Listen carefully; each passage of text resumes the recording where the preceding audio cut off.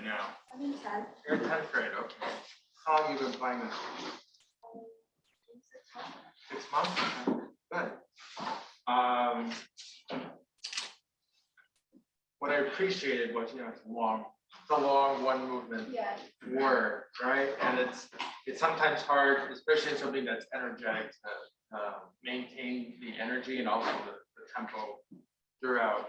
And I thought you did a good job of that, and also in connecting the sections that way. So, what are some difficulties that you're having, or is it kind of, yes, this is comfortable after 6 months? Certain sections I feel like just maybe aren't up to tempo completely. Yeah. And do you think that's because of the span of some things, like some of the octaves and the chords passages? I think it could be that. Yeah. Yeah, one thing I do think it could go faster for sure. Talk about the chords in a second, but it's kind of an open-ended indication, right? Vivace. Well, I mean, that means vivace means lively, but how fast does that mean? It doesn't give us a tempo indication. So how do we know which tempo to pick? And this is a question that you can ask for a lot of music, and then vivace can mean certain things for certain composers. This Etude by Chopin.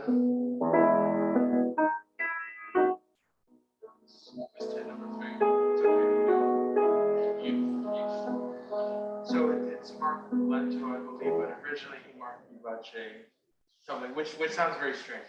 That's not vivace. It's so it depends. But I think sometimes you go back to basics on how music is constructed, and usually it's in these little groups, right? These little groups of phrases, sometimes 4-bar phrases, and looking at cadence points, right? And seeing how we get from one point to where we land, where we end up, where we get 5-1. Okay, and often if it just feels slow, then it's too slow. So here in the first line, determining a good tempo for that, we start with chromatic bass.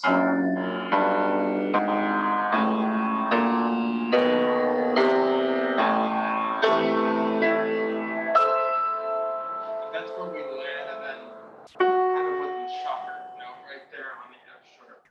So if it can maintain, it's kind of like we go from here all the way to here.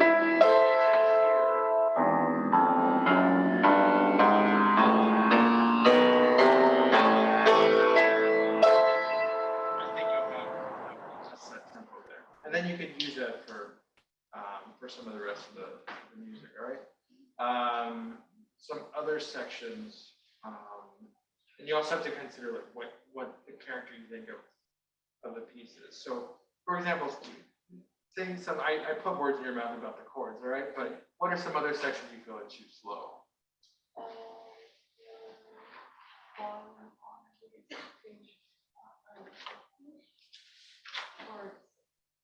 There?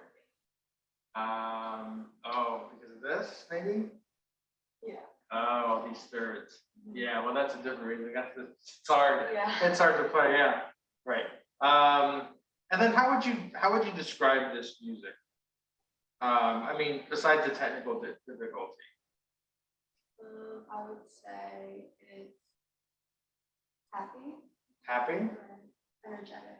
Happy, energetic. I'd go further than that. I don't know if it's happy. I mean, it's energetic, but I think there's something kind of, you could say playful, you could say even sarcastic, it's kind of like someone going, yeah, just playing a game, right? A little odd. Yeah. It's certainly not lyrical, like it's very different from the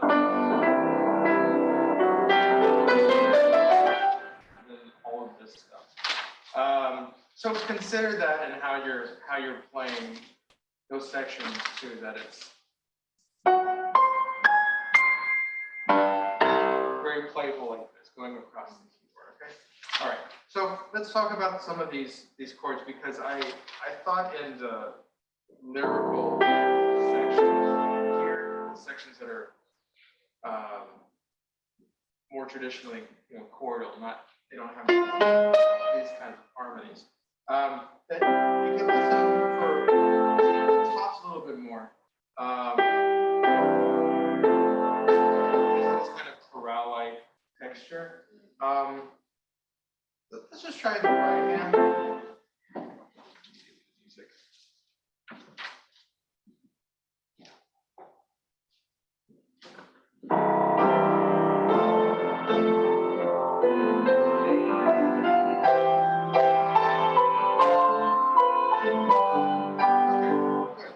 So you have to be more with this. Now, what I'm seeing a lot is the wrist is seems a little too locked for me. I think you're going to have a lot more freedom, and also freedom of sound if you can unlock this thing. So when you play the chords, is an octave kind of a big stretch for you? Not really? Okay, that's good. For some pianists, it's a very big stretch, and then it's hard to work with. Okay, so when I'm approaching these chords, what I'm seeing from you is coming down on each one. And so this is remaining steady. Practice this way. So I want you to play the chord starting from the key, and then come up as if it's like your wrist is like a puppet. Yeah. Next one. Yeah.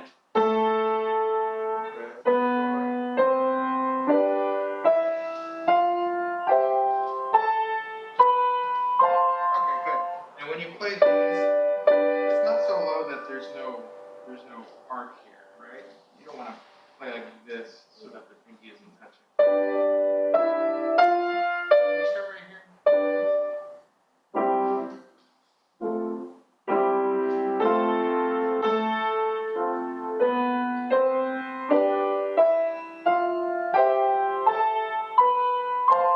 Good. All right. Now this is just for practice. I don't expect you when you play the piece through to be doing all this kind of hopping, right? You're not going to have time in it. No pianist really plays that way. So this is just to make sure that you're loose right here. All right.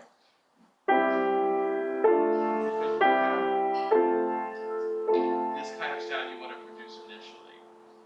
And I was talking before about how music is segmented, right, in these small groups. So where does this line go?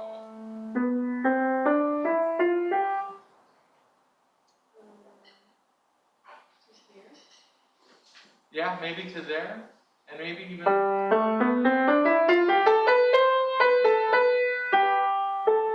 could even say to there, but I think just directly we have that scale all the way to there. So even though the dynamic is fortissimo, try not to play every chord fortissimo. It's going to be very hard for you to make that line, and it will give the impression that it's faster too. Okay.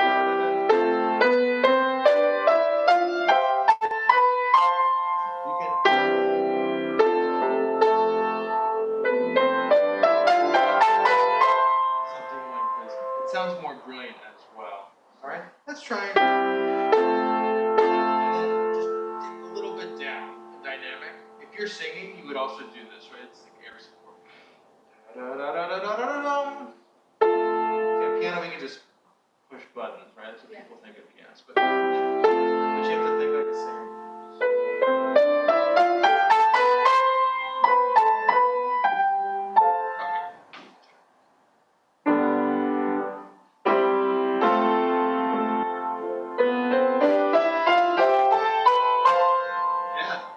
Already better. Right. I hear the line. You want to try with the left hand?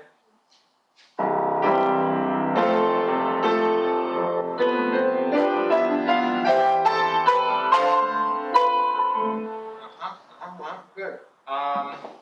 And yes, there are accents on it, and it has this kind of majestic effect, I would say. with great vigor as he writes. But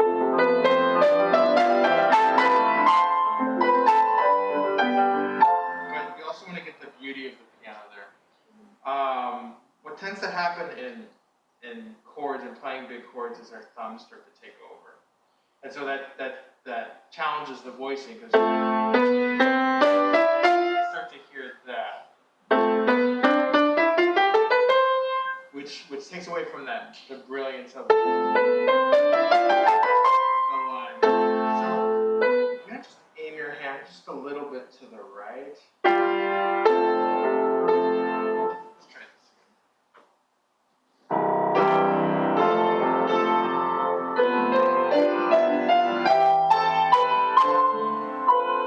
Yeah, that sounds good.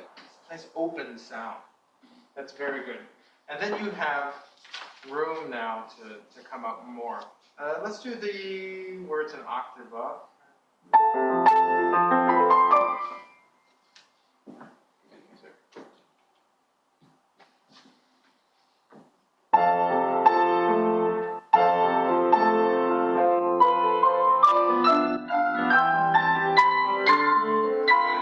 Good. Sound is good.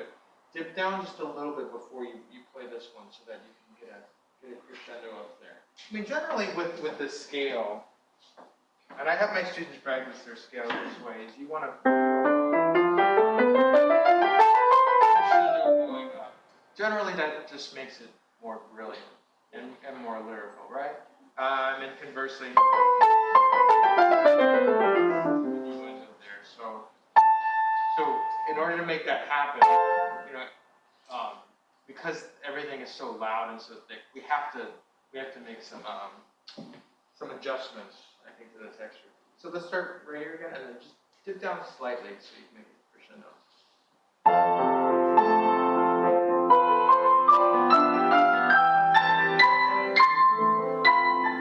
That's right. Good. All right. And I think here, harmonically, now we get to here. This is now a cadence, right? This is now a moment where we land. This is not so much a moment. This isn't a stable chord. This is a chord that's moving to there. So once you get to, and I see someone, maybe your teacher wrote an arrow on that A, okay? And I agree with that. Okay, so we have direction to that note, but not thinking of stopping here. So let's try this again and keep going with that nice sound.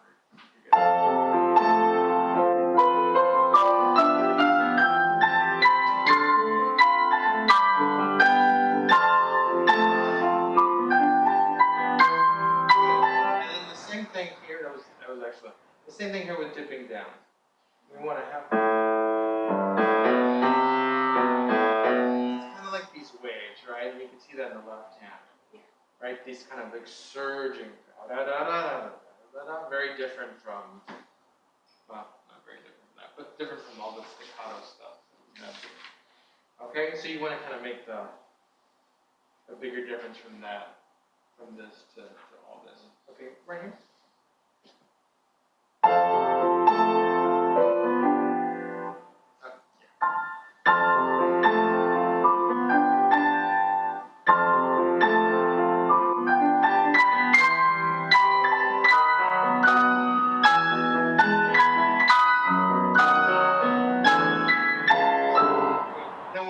Crescendo, that's immediately a signal to back away again. So we have room to go somewhere.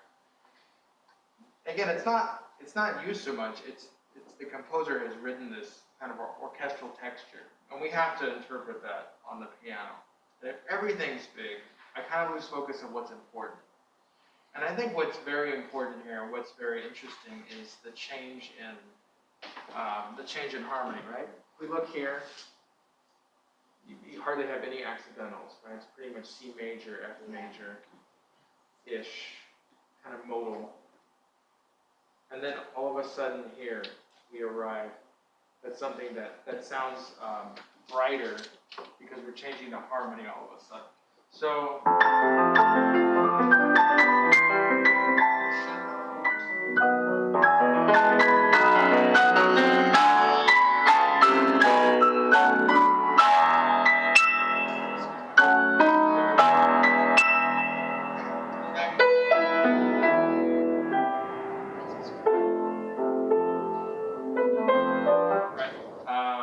Very rhapsodic, as it were, right? Very unpredictable. Okay, let's try a little bit.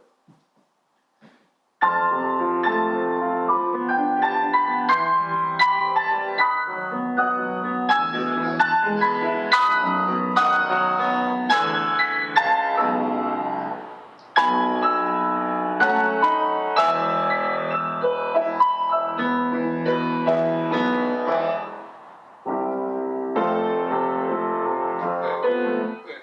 So take me from here to here.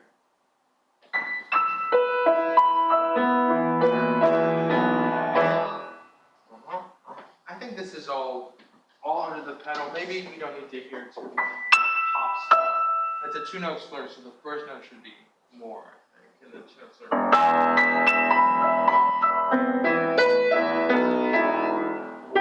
Instead of landing on it. It's on a beat, so it's tempting to do, but if you do this, it gives a little bit more motion. Okay? I probably have to move on a little bit, but I want to just talk briefly about some of these, I think the end of this. Having a little bit more fun with it. Listening to the top song. That's where the interest comes from. So not listening so much to that. And then with the left hand, maybe leading to there.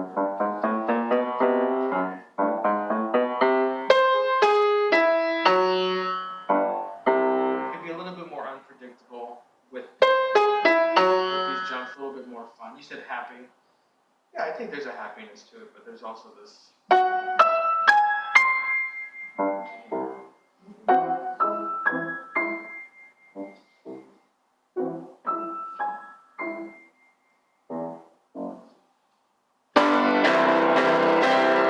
There's something, sarcastic is a good word.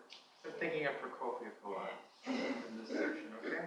Let's start from here and then just add a little bit of crescendo here and see what happens.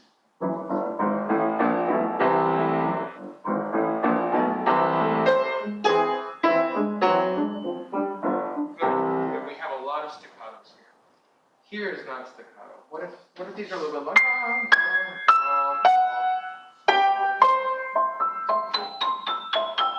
Changes the texture a little bit.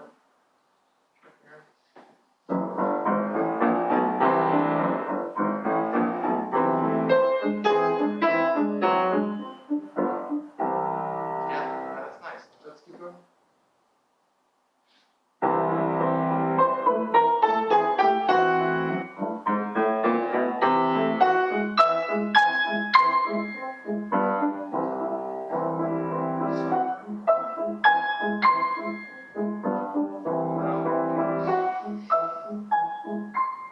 Good, okay. Oh, you moved too quickly. You gotta surprise me with that rest, right? What's she gonna do next?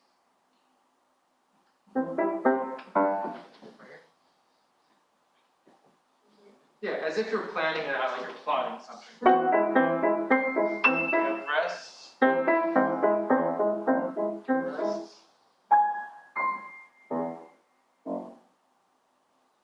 You gotta keep everybody in suspense, okay? Let's maybe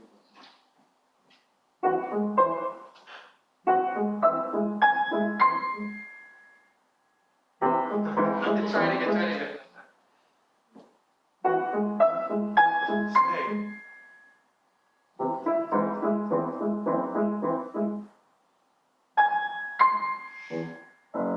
Oh, that's so confident though.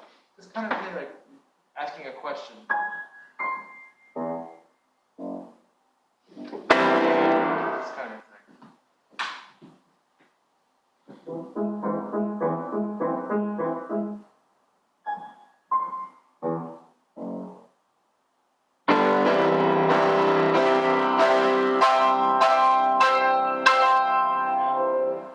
different. Yeah. Yeah, I asked a question there because this, again, this chord is not a stable chord. It needs to be resolved. When he does it, he resolves it to C major at the end. Okay, so certain questions. Okay, wish we had more time, but it was nice to hear this. Thank you.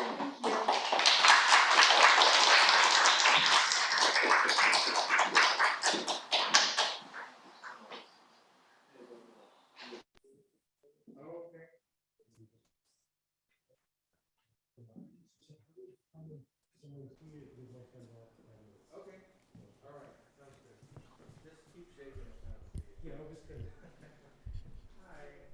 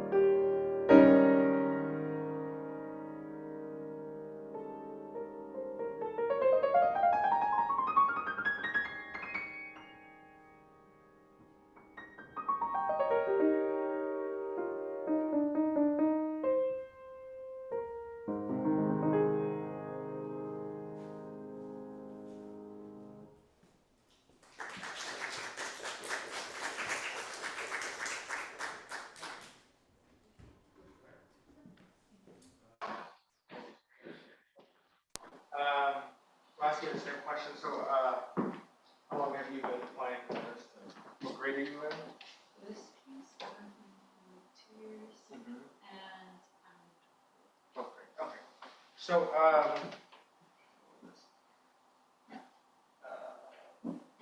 so how would you describe this piece? You know, when I have a group class for my college students, I always make them talk a little bit about the piece. They don't have to give big historical analysis, just for a couple minutes, just saying, this piece is like this, just give an adjective, and then go from there. So. yeah, so I think this piece is pretty like symbolic of the romantic era, just because it's like lyrical, it's like a brilliant piece. Mm-hmm. It's very good. Yeah. I agree with you, and I think also not just its brilliance, but also kind of the operatic quality of the piece. You know, these composers, you know, they weren't sitting around watching Squid Game on Netflix. They were, you know, they were going to opera. That was their entertainment. And as you can tell from, you know, the paraphrases and transcriptions that Liszt wrote, and then Chopin wrote a few. And so you can really hear the human voice in a lot of this. The writing is just indicative of that in the right hand. So then how do we bring that across? Well, we have to kind of know, do you sing at all? I'm not going to make you sing. Don't worry. I'm not going to, well, maybe I'll sing a little bit. But it's good to do, you know, even join a choir or something, just so you can tell how the voice operates. And one thing which you may have heard some teachers say is when you have big leaps to take some time, right? And that's because when you're singing, that's what feels natural. If you're going da, da, da, da, you know, you don't want it to sound too quick, because it sounds like you lose your voice almost. There's also a sense of contour in that. So you've been playing this for a while, and some of the easier passages you're going through a little too quickly, I think.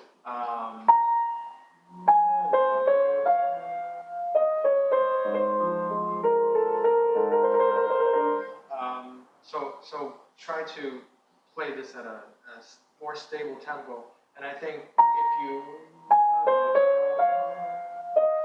play this at a more relaxed tempo, it will feel less pushed, less hurried. Okay. I do think there's brilliance in it. I hear it more as just decoration. And I thought actually every time you played this scale, it was just too fast. I would appreciate it if it were slower, so I could hear every note, and then also the direction of where we're going to there, right? Instead of just not just that, and just as a singer would do. A singer wouldn't be sing so stoically, and then arrive there. But there's a direction.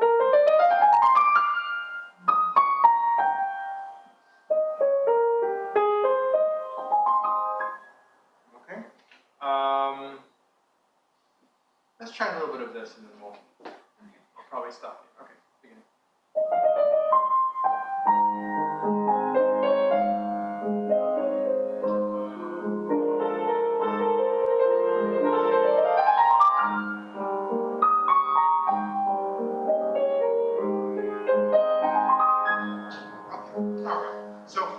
That's better.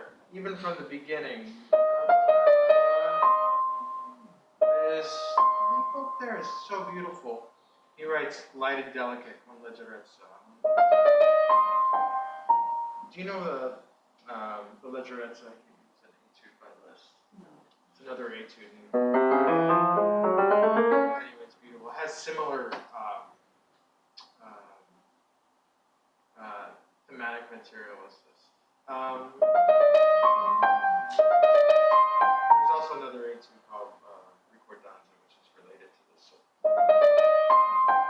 Very good. To hear that sixth, which is so important in this piece. Yeah.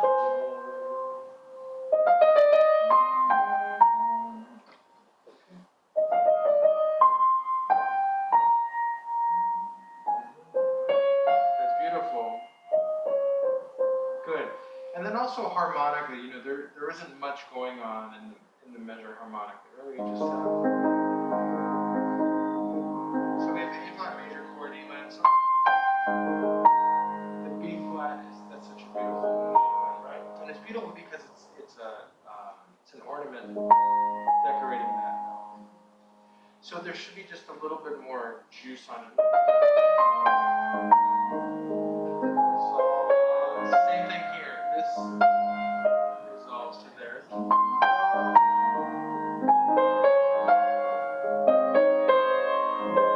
Same thing here. We want to resolve there. We're on this chord. So each.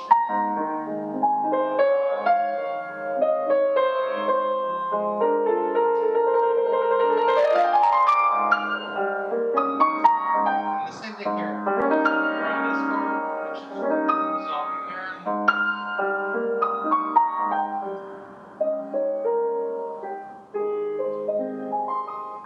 And then finally, we're at ease, right? We're at peace. Okay, so let's start. A little bit more sound on the right hand.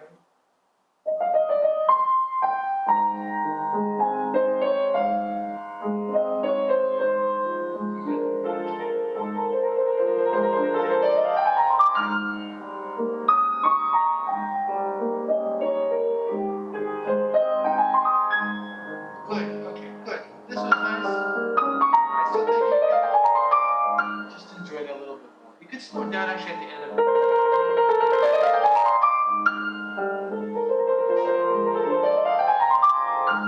Yeah. Think of it lyrically rather than, this kind of thing. No, I don't think so. I think it has to be. It's showing off in a different way. All right? Just from that scale.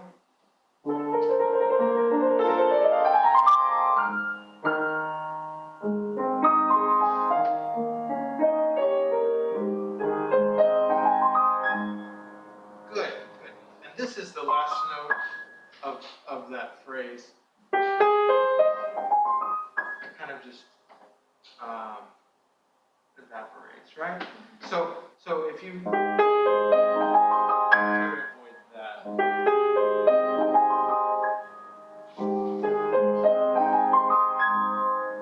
Good, good. And the whole time the left hand is just decorating. It's like a drum in the background. Okay, ever play? This loves to do this kind of thing. All right, a lot of romantic composers too. Chopin. We just have this kind of background stuff, and then the singer, like you're accompanying the singer. That's basically what it is. So left hand is just hiding there in the background.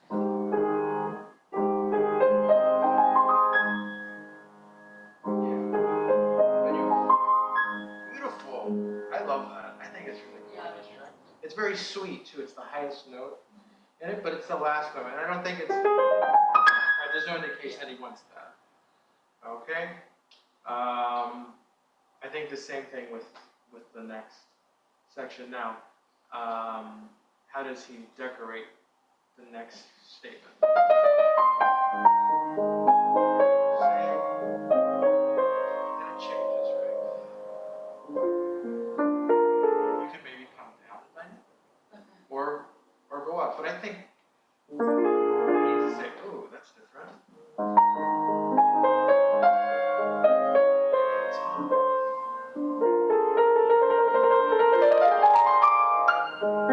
Again, not too fast.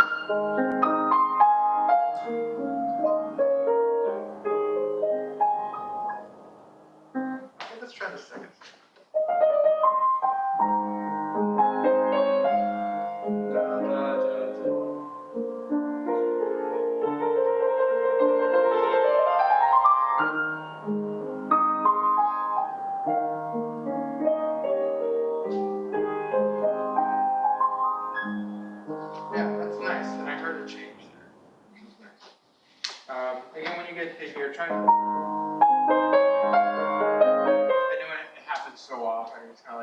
let's get through this, but if you use the sixth to help pull you back, you won't go forward in that. Okay. Because I don't think this is in this section. This is the driving section, right? We have just this kind of peaceful chords in each bar, and then after this, and it's all piano, pianissimo, legato. Then all of a sudden it's a forte. It changes also where the left hand is. So this is where the big change is, and this can maybe feel a little bit more driven. He writes with con dolore, so with pain.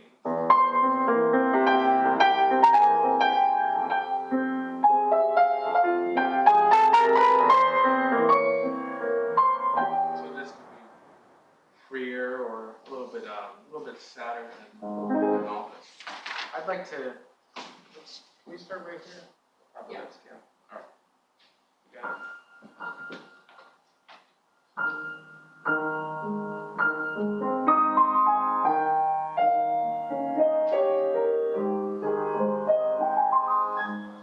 No, yeah. Oh, it's a forte.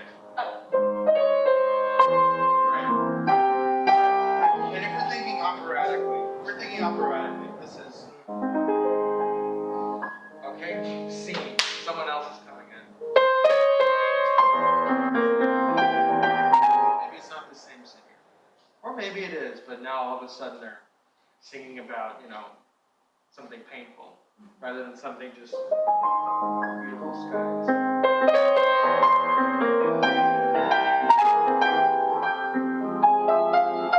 Okay. Something quite dramatic.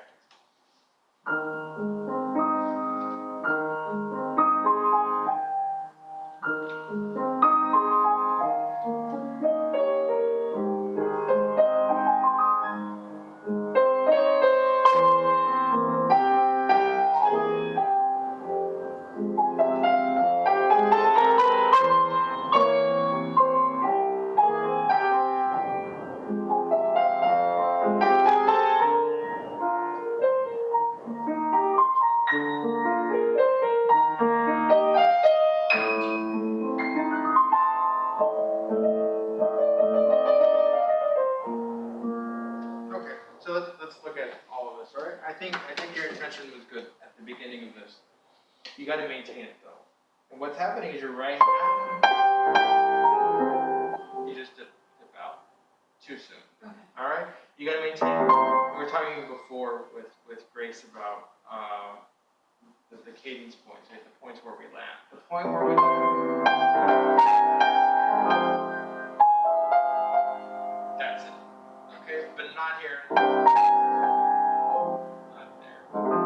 Again, he's doing that. Giving you that ornament, right? As he does. Right? So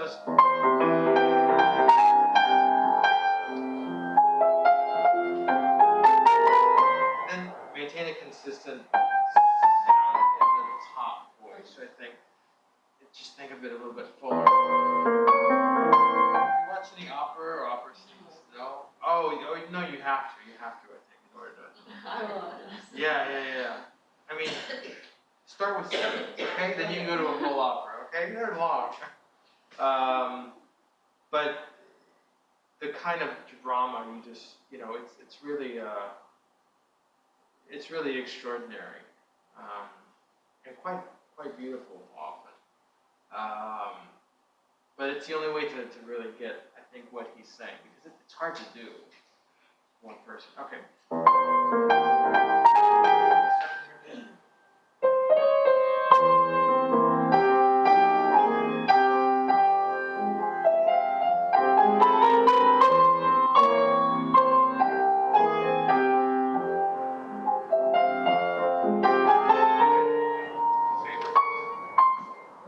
Just the top voice, actually from here. Just the top note, yeah.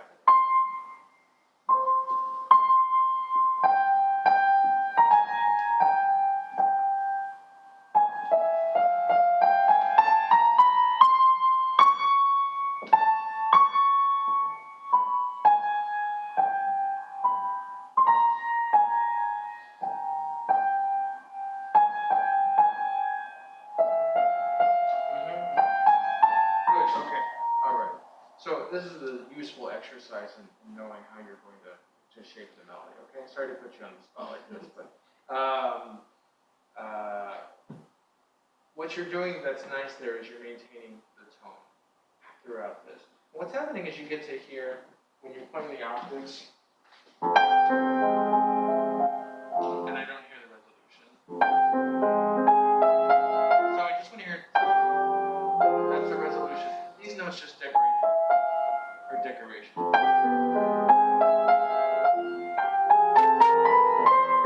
So kind of the same general dynamic.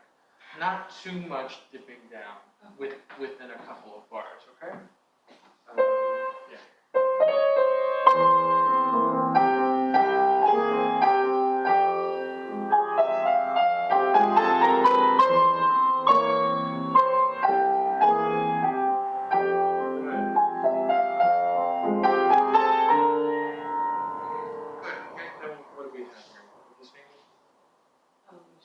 Yeah, Gero. It's related to this word, okay? It means light, okay? So we have this, again, he's changing character very operatically, very quickly. So, the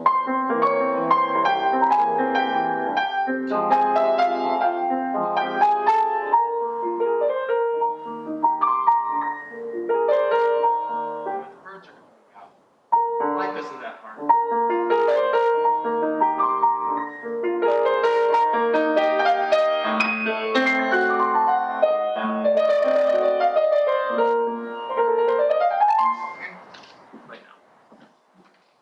Maybe from here, is that okay? Yeah. And then we'll change character.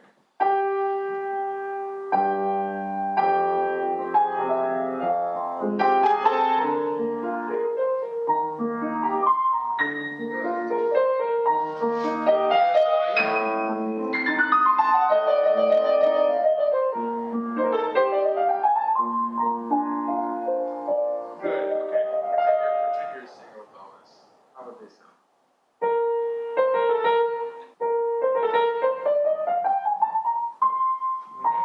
So again, think of the crescendo. I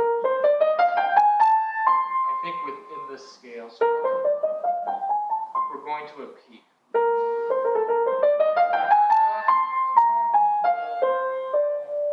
Resolving there. It's a very kind of standard way of finishing phrases. Can we start from here?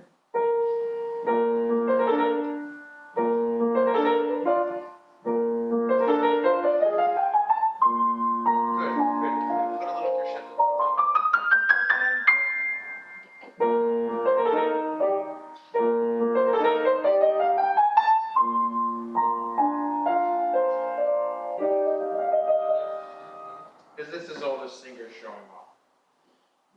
They're getting ready to. It's a little bit of expression there. All of a sudden.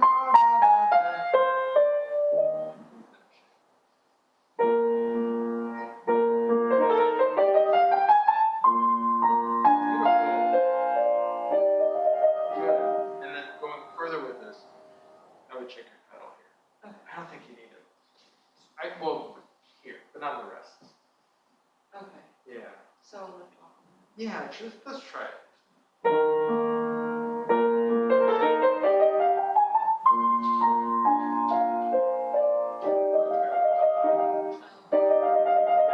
Yeah, just pick the pedal here.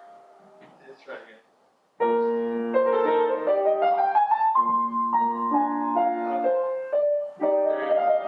There you go. Yeah, because the singer's not gonna sound like that, right?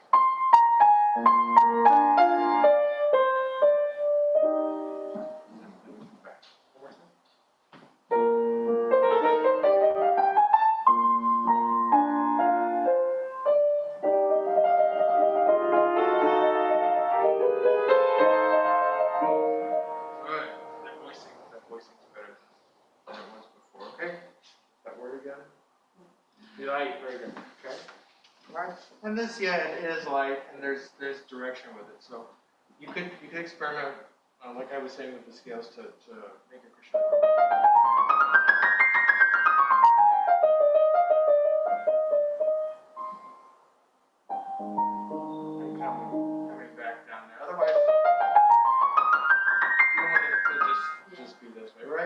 But he doesn't give us any indication. But I think that's it. Yeah. As if a singer's doing singing a cadenza. Good.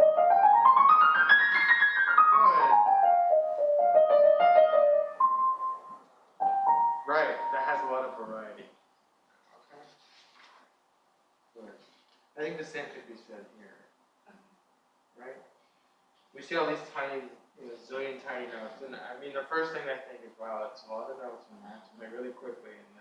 But think of it as, again, as the human voice and where he's going, where Liszt is going, all the way to there. Okay. So you want to start off flush? Let's try it. Yes.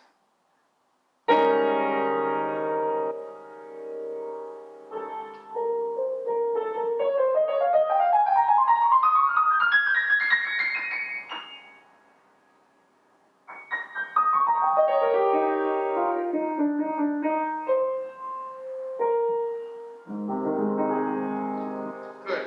And if this is more, then you can play less in the last chord. So if you go, this was nice.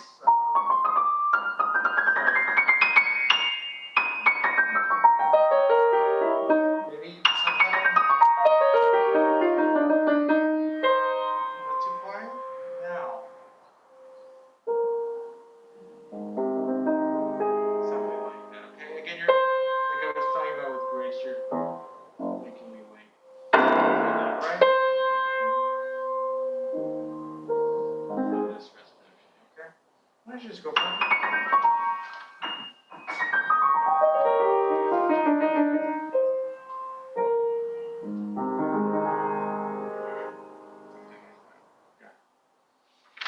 Okay, Claire.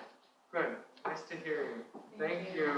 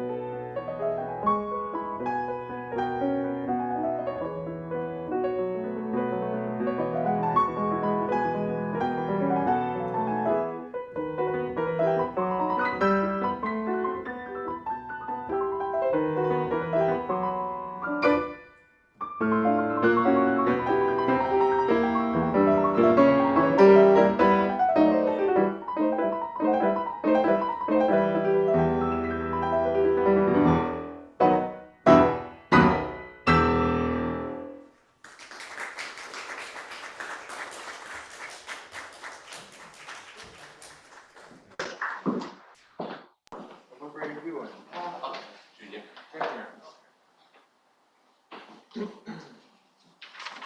been playing this a recent piece? Playing it for a few years on and off. Okay. Have you played any other waltzes, Chopin waltzes, or Brahms, or? I played one waltz before, a few nocturnes. Yeah, this is this is quite an energetic one. Some of them are, not all of them are, right? If you look at the one just previously in the book, it's a very different kind of waltz.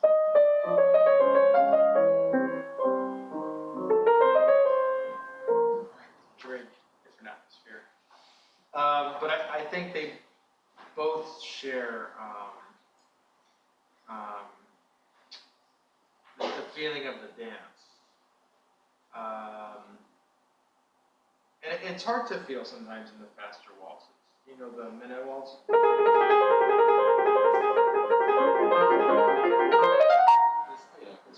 Yeah, so I mean, depending on what tempo you take, you can just kind of feel it in one. But I think there is charm in feeling the waltz and noticing the articulation that he's giving with it as well, because often on the second beats, that's where there's a genius in the harmony in the voice.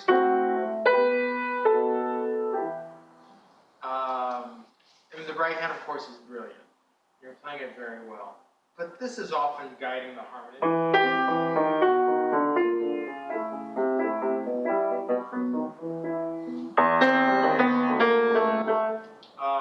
So I would say, you know, my general impression was that it was a little too fast because I wasn't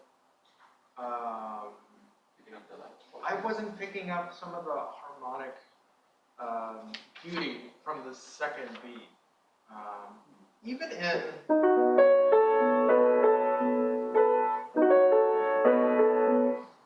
he's pretty consistent about this da ba da. And I think it's just important to consider playing it that way. If it's too fast, you don't hear that at all. Now that doesn't mean you have to play. And in here, now I don't know if this is Chopin's pedaling, but that doesn't mean you have to pedal or play staccato in this articulation. But I think having a two-note slur indicates for the pianist to play the first chord more. And so in that way, it's almost like a little syncopation. So not too effortless, okay? It's a strange thing to say to somebody, but not too effortless, okay? And he also writes grazioso. So, you know, grazioso means gracefully. Gracefully, exactly. I think this will give you more of the dance-like feel. Yes, there is a sense of that it's wild, right? With all these, with all this stuff, right? Yeah.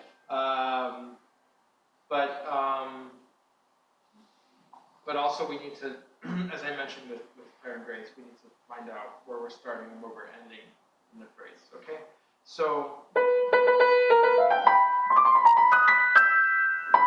This is probably the top of the phrase.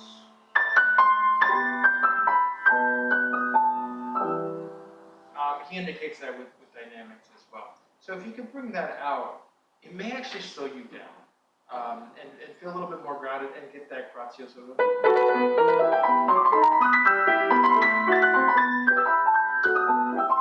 Let's try it.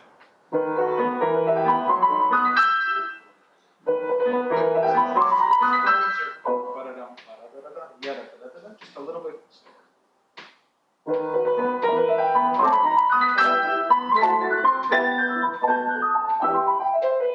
Yeah, that's dance-like. I like that quite a bit. Now, this is my opinion. You can, leave this and say, well, that was really, I hated that, so I'm just not going to play it that way. But I do find it attractive. That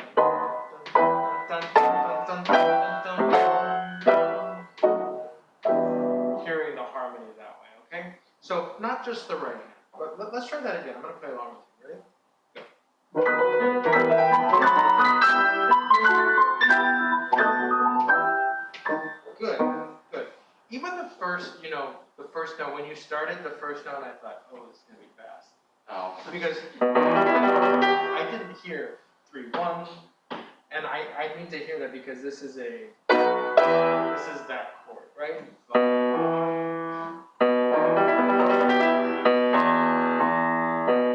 So if you could, before you start, think 5-1, 5-1. That may set the tempo for you. If it's too quick, 5-1, then I don't feel the harmonic intention behind the dominant to the tonic, right? Let's start it one more time. From the beginning, yeah.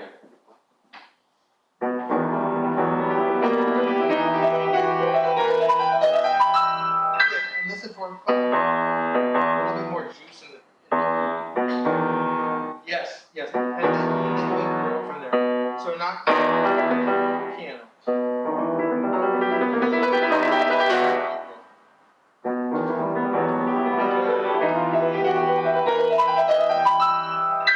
Yeah, exactly. Again, knowing where we're going, right? He has a slur over all of this, and this is the end of the gesture. That's it. But you have to start from. If it's too big at first, it's not as interesting as. Anyway, that kind of feel, right? This beginning.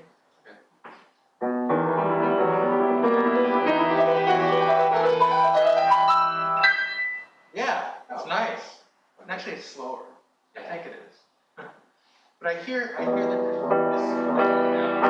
crescendo in your orchestra, right? Now, let's take the same tempo, grazioso. Mm-hmm.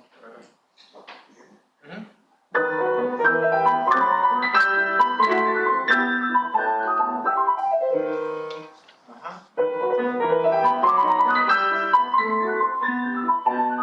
Good, okay. Now, I will try to avoid doing that. It is the last note of a group. It does land on a downbeat. However, it just sounds a little vertical if you play every beat that way. So maybe up to here, and then resolve. And I would say the same thing. I probably wouldn't put an accent there. Okay.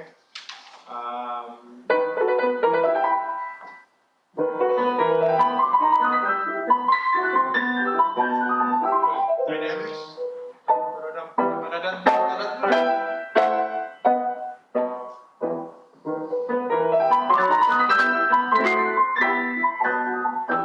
Good. All right. I'm a little less panicked. It's good. Okay. All right. I have my coffee, so I'm trying to keep up with you.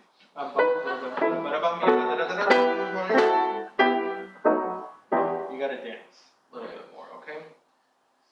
It's a little bit too much, and especially when you get in front of an audience or something, this happens. Yeah, that's just feel comfortable with it. Vivace, not presto, not prestissimo. Vivace, lively. You could even listen to the left hand. Right? That's how he's structuring. You see that? That's how he's structuring the harmony. So start a little bit less, grow to here, and then back.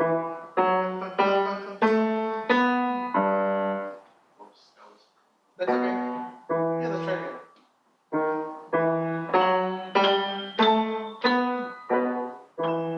Yeah, good. Okay. Hands together.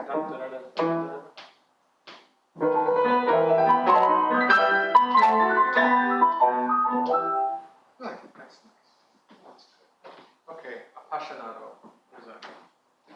Passionate, I guess. Yeah, that's good.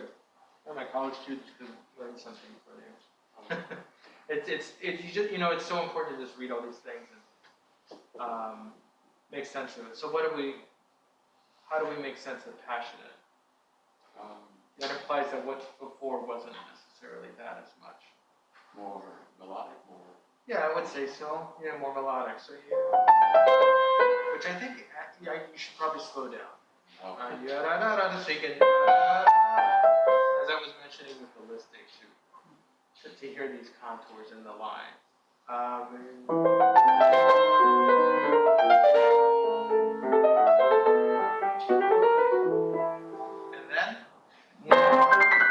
then this can go, right? This is not melodic stuff. This is virtuosic, okay? It's kind of like you're trying to contain yourself. Have you ever had a dog or? No, but my brother has a cat, so. Brother's a cat. Well, it's just dogs in particular. You know, you make a meal and the dog's sitting there like, are you gonna feed me? He's looking, he's drooling. And then you finally give to him. It's that kind of thing, like, okay, I'm trying to restrain myself. Now you're excited, okay? And you're back to that feeling. So this contrast is nice to have just a little bit more. Let's try right there.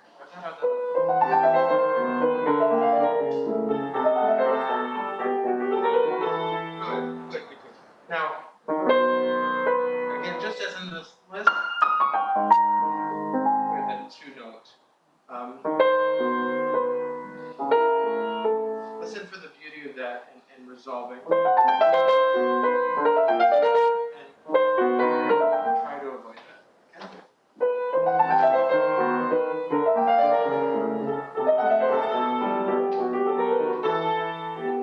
Yeah, that's good. Then you can take off. Okay, let's try it one more time.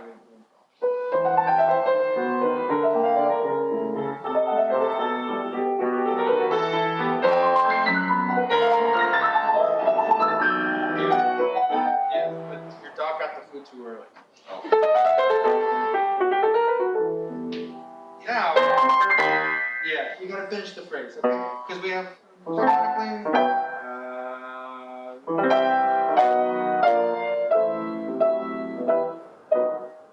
but not. This is the fourth. Yeah. Surprise me with this, but not here. Okay.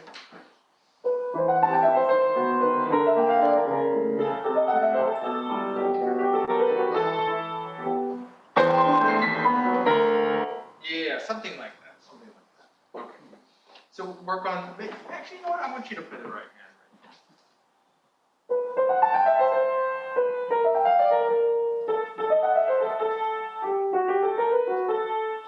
Good. Okay.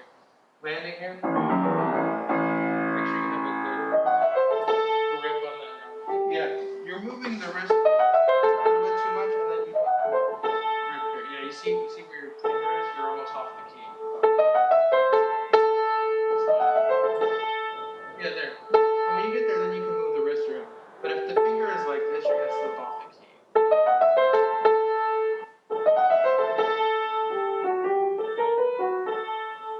Yeah, and there. You just need to go up this much. Yeah. If you get on the key and then move, it's okay. But if you're preempting it, then you're not gonna have it. See, I wasn't hearing the kind of sound here that I would like. Good. That's right. Just go back. Yeah. Still very good exercise. That's nice. That was lovely. Can you try the same tempo with the left hand? This is just practice. Just hands together. Same tempo.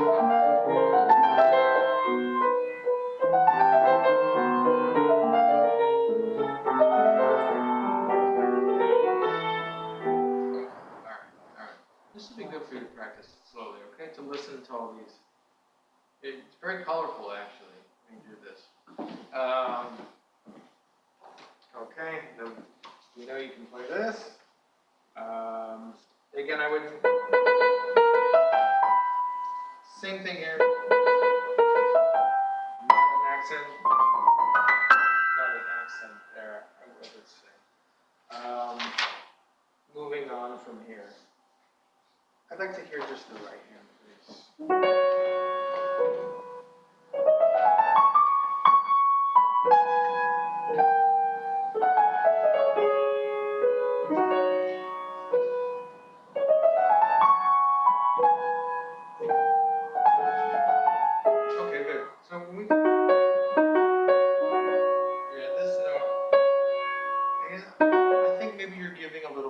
much wrist movement. Yeah, yeah. Mezzo piano cantate. It's not a big accent on it, is there? No. Yeah. So if you do this, actually, without even producing a sound, if I do this, it's gonna. What kind of sound would I make? Probably a loud sound, right? Yeah. Right. So if you slow down the gesture, there you go. Oh. You see? Yeah. So calm down, right? You got a lot of energy. I can't keep up with you. Okay. Let's just do that much.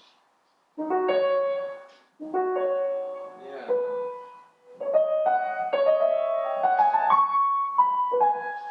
No? Yeah, it's better. Let's try it again. There you go.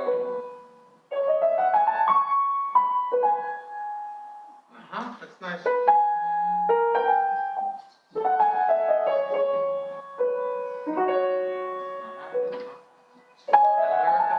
Lyrically, we want to.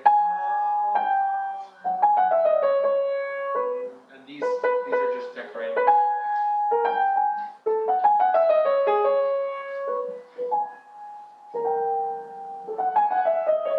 Okay, so we have these phrase groups, right? So and actually Chopin has given us Slurs. yeah, he's given us slurs, right? So he's telling us what he wants to do, how he wants to group it. So we have slurs over how many bars? Four bars, right? And the next one is 4 bars as well, right? Yeah. So I would say this is one gesture, and then again, that's one idea as well. And are they related at all? I think so. I think if you can think of it as 2 4-bar groups combined. The first one is a little bit more joyous, outgoing, and then kind of calm down. You know, calming down in energy. It doesn't have to slow down that much, but I'm just talking about the peaks.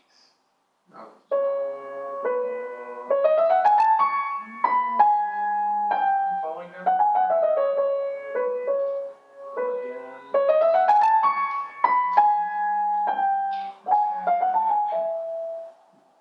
All right, let's try that.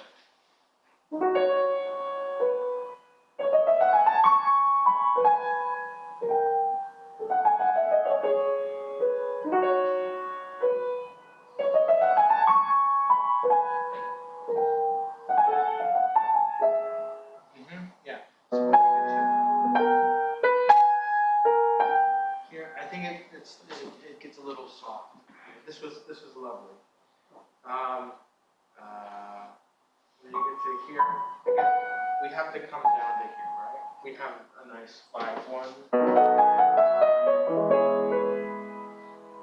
And if you're already soft here, this can be hard to play. Here, let's start from here again. Good.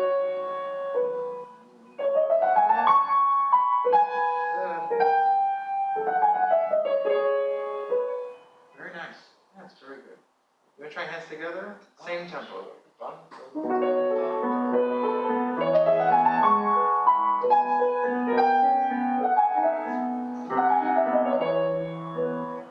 Yeah.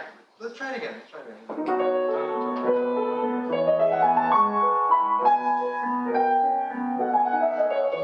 Good.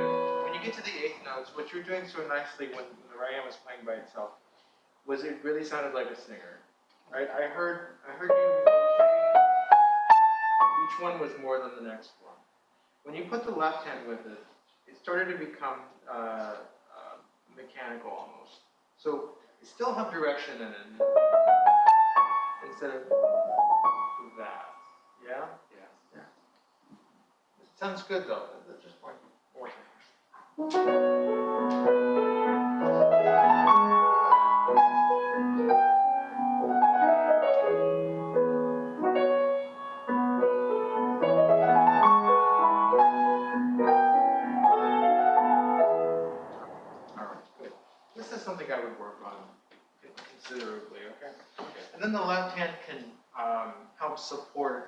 the dynamics of the right hand.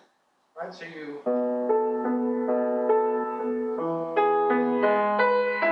now we're at the peak of the phrase. And we come back down here. So that's the soft G. Okay.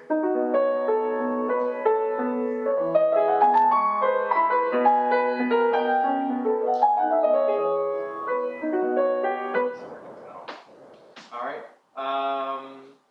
Let's keep going. Okay, now we have this. What to listen for in here? Who thinks chords? Probably Voicing chords. chords. Yeah. Voicing what are the chords? Yeah, you can voice the one chord. Yeah, I probably would do that, right? Because the top of the not so interesting, but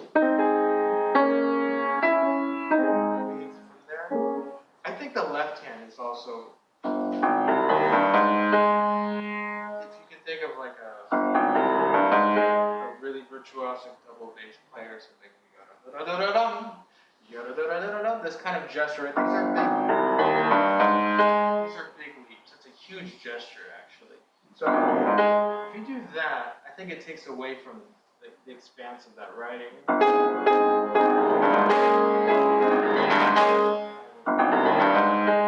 Row there.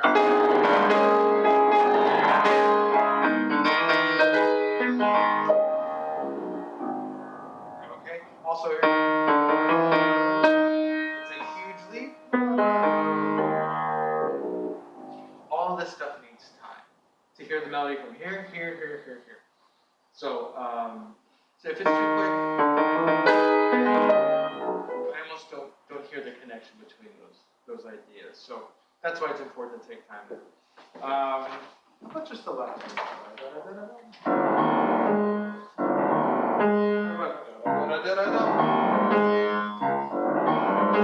Good. Keep going.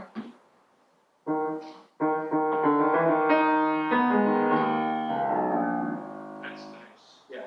Now I hear the connections from all these. And he tells us that, right, with the slur. Yeah. One more time.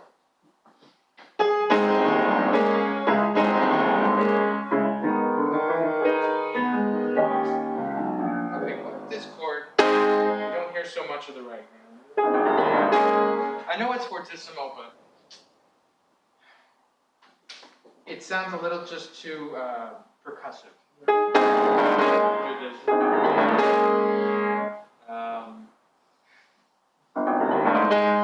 Fortissimo again is the general idea too. So I would listen for the left hand rather than the right.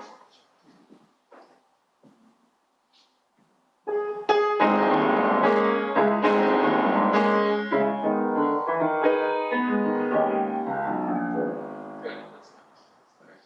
All right.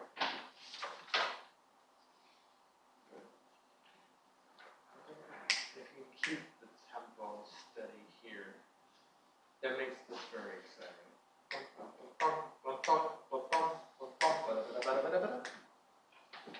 It's like the first scherzo, kind of similar to the ending of the first scherzo.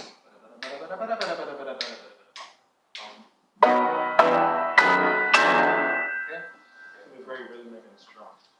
I thought this was good though. But yeah, just focus on in your own practice taking it a metronome click or a couple of clicks slower, because then, like I said, when you get in front of people, it'll take off. Yeah. Okay, I have no doubt. All right, good. Nice to hear you. Okay, excellent. Thank you. Yeah.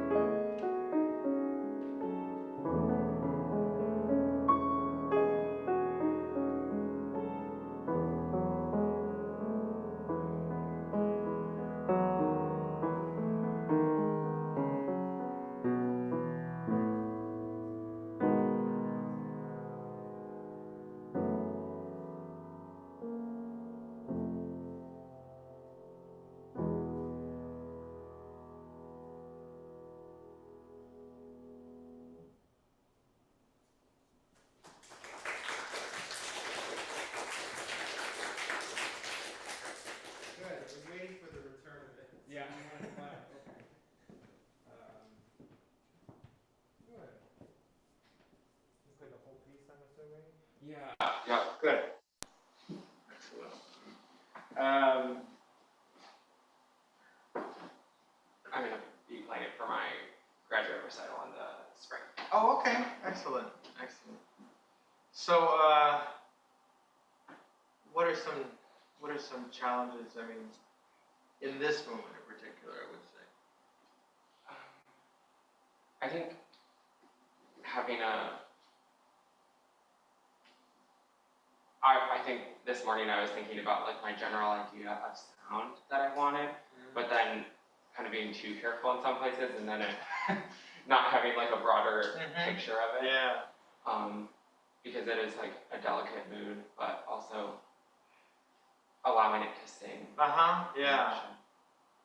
Yeah, and I mean, there's so many. I mean, that's it's difficult too because there's so many notes, and how do I balance all of this and Right. get my attention across? Right. So, again back to basics. What I was saying with the others, with the phrasing, and Urbano's kind of peculiar because often he structures his phrasings not as this, but as this. So he starts from here and then kind of descends. I mean, he goes to a climax in some moments, and that isn't the case, right? But in the beginning, it definitely is the case. We're given mezzo forte and espressivo, and I mean this chord is just so we just arrive on this chord. So when you started, I thought it sounded a little timid, actually, for espressivo and for this chord, and for going to here. Yeah. So this should feel actually good to play at the beginning because it kind of acclimates you to the piano, and then you can come down from there. Okay. And if you see, the piece, so you see how he is structuring the phrasing, so it's coming down. So if the beginning can just be a little bit more pained or a little bit crying or something like this. Sorry.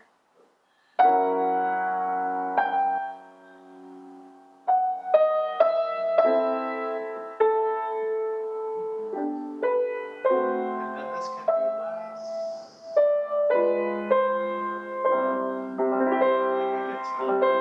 Oh, a tonic chord, nice. Then he switches. Then we can come down.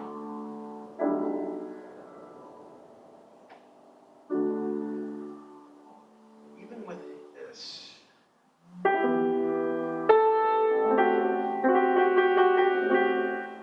There's a hint of pain there. Yeah. It's not just beauty, but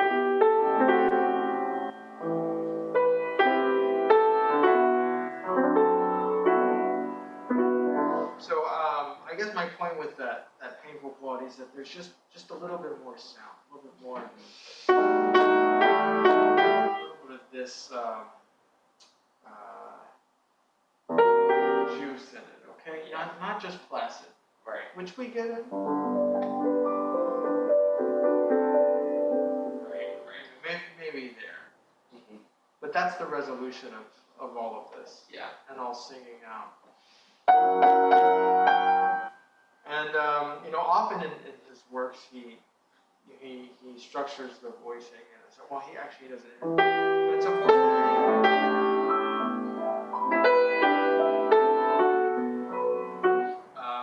so he tells you mezzo forte pianissimo. In the beginning he doesn't do that, but I would assume that the general idea is mezzo forte, which would mean that the top voice is maybe forte. Don't shy away from that. No? Yeah. Well, let's just try it and see. If it's too much, I'll tell you.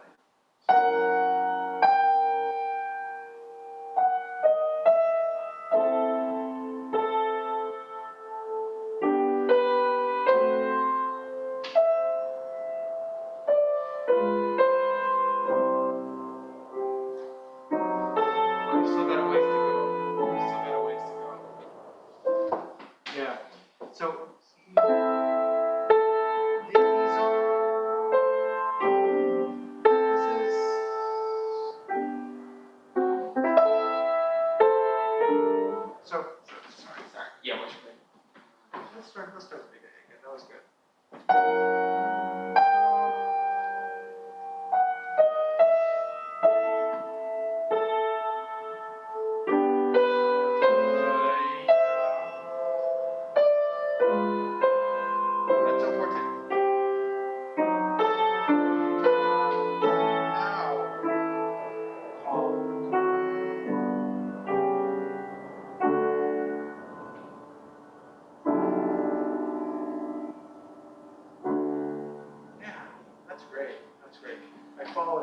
all the way down there. Okay. The only thing I would say to improve this, but I want to focus on this because you can really apply it to everything Right, else. right. Is the voices of the other members of the choir. So I don't think I would do that. Yeah. It's on the fourth beat, and then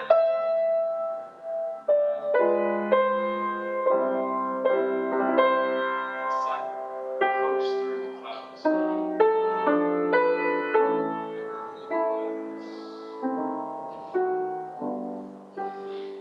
Okay, change it. You getting it good?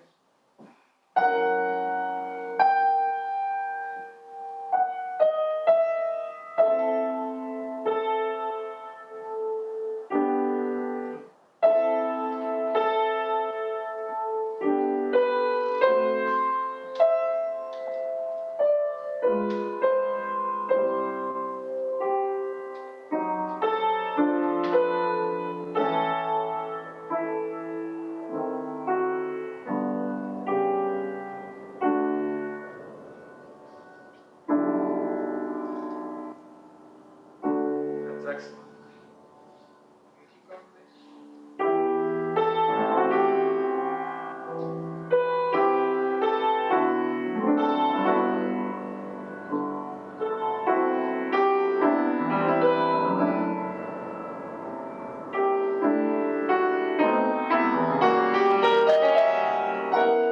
Excellent. Let's just take a look at these phrases. Now, we're now in 12/8. Mm-hmm. So the fourth beat is generally less than 12/8.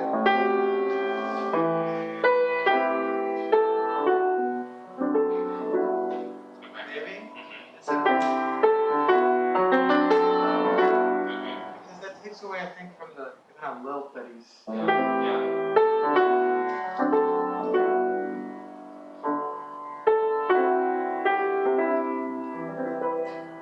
That's nice to hear. Yeah. But I think if you do that much, then I don't hear the da da da da. So.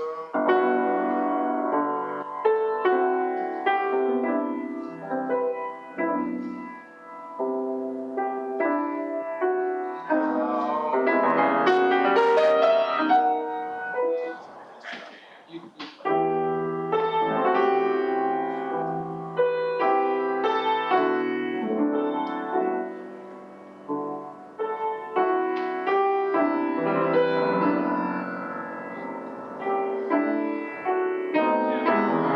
Describe the atmosphere. A similar idea to this, kind of a morning and like different thoughts within the morning maybe. Because even this, even though it kind of has a little bit of a swell, it dies away right away, and this harmony is kind of, it's just painful. Right, right. I would think of some other Rachmaninoff works.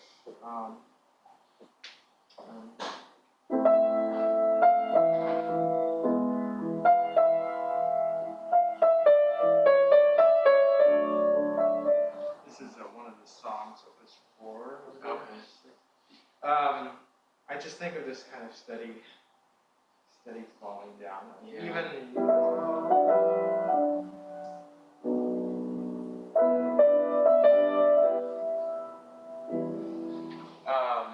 Yeah, this kind of peaceful quality you were saying. So in that, don't get carried away with the rolls because they're taking away from that peaceful wilting. Okay. Yeah, that makes sense. I mean, it's even like it's not really a bark roll, but it has this Sicilian kind of feeling. Right, right.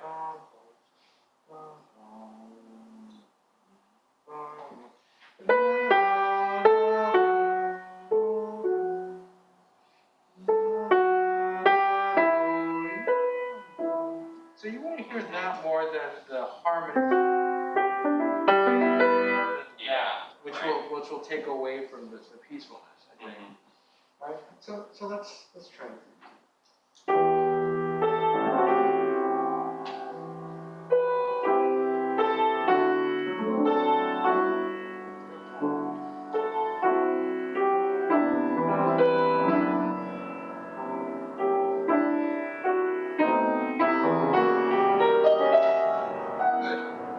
Now we have a special chord here, right? Yeah. What if that's just a little bit more special and the sounds are a little bit softer?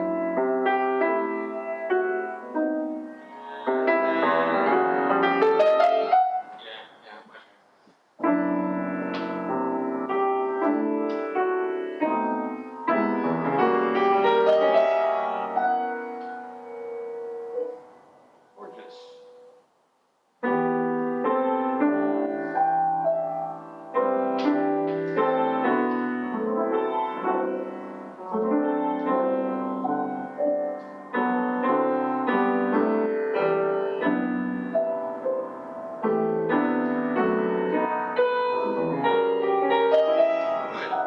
And as best as you can, try to maintain the rhythm. Ba, ba.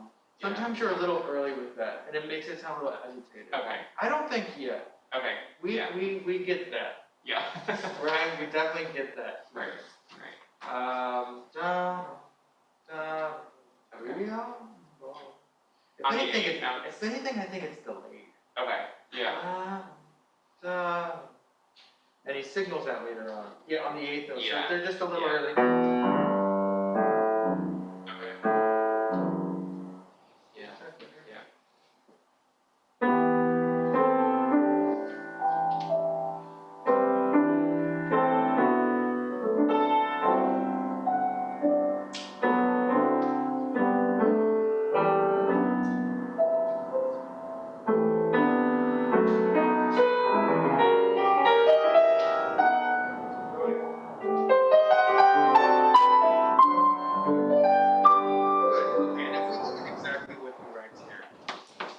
This was lovely, by the way.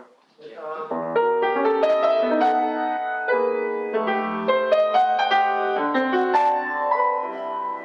Then we get this. It's so colorful.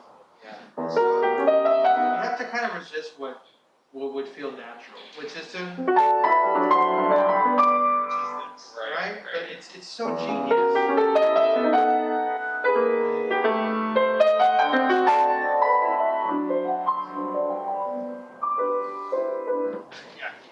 Yeah. Let's just take a look at it.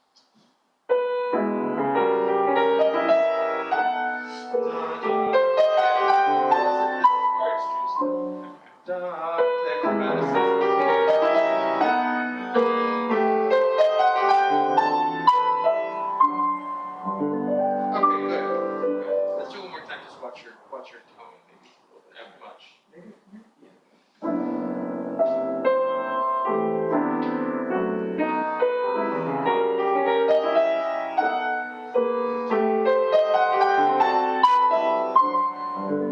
That's right. And a good way to think of it is just, I've been talking about harmony a lot, right? Yeah.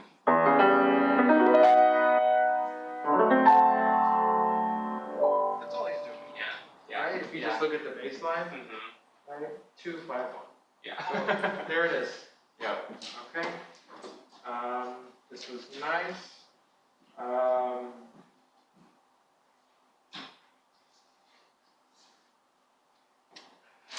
Now we have to try to do the same thing here, which is unfortunately very difficult. But if you've established this calm feeling here, it may be easier. Right. But actually, why don't we start right here?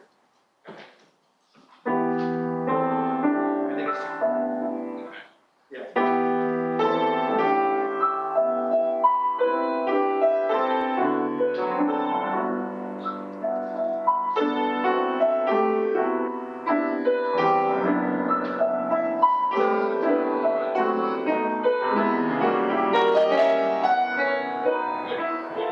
For my taste, they're a little early as well. Okay. I like the feeling of that.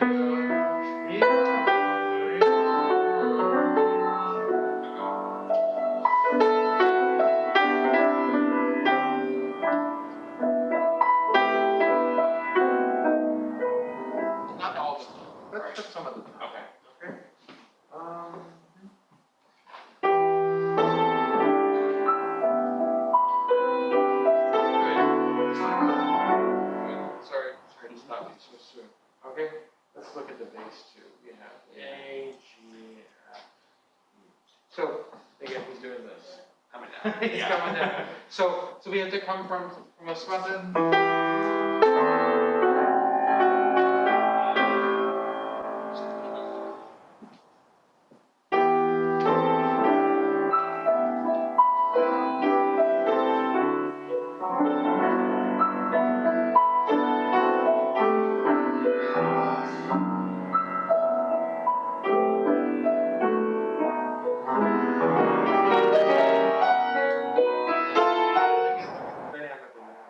That special chord. Yeah, yeah, and he backs away. Okay. Right, this is a blessing. Yeah.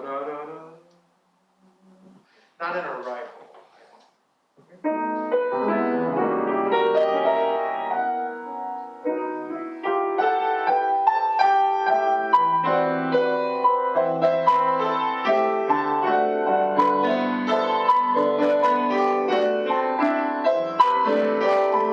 I can tell you're very comfortable with this technically. But it's I think for my taste you get a little too fast too soon. Okay. I would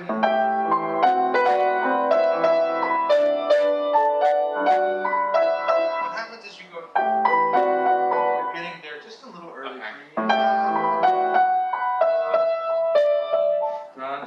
There's that surging.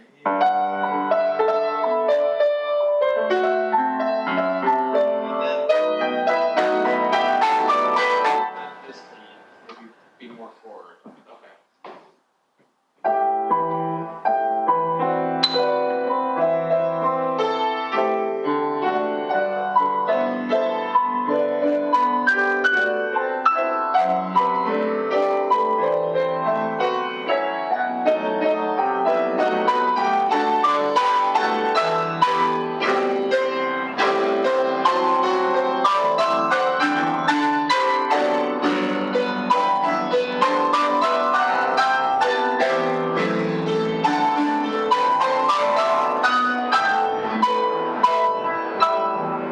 Yeah, those are scary moments, right? Yeah. Yeah, I understand.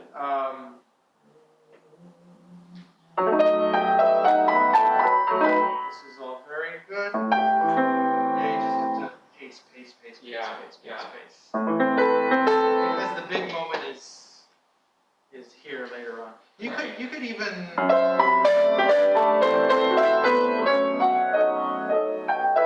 you want, you could Yeah. just a little bit. I would probably do. What can we do about this?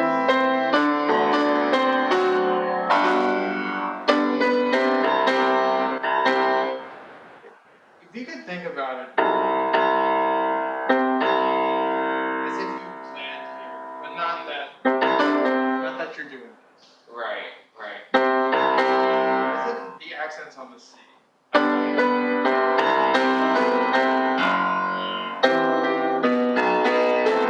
Because we do want to hear that nice bass there. Right. And not get off of it too quickly. Right. Okay. I'm trying to think of that. I don't know, slowly.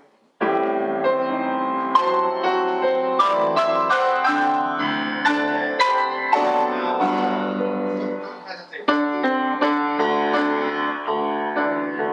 What I think I'm seeing is getting there. And I think of it as this.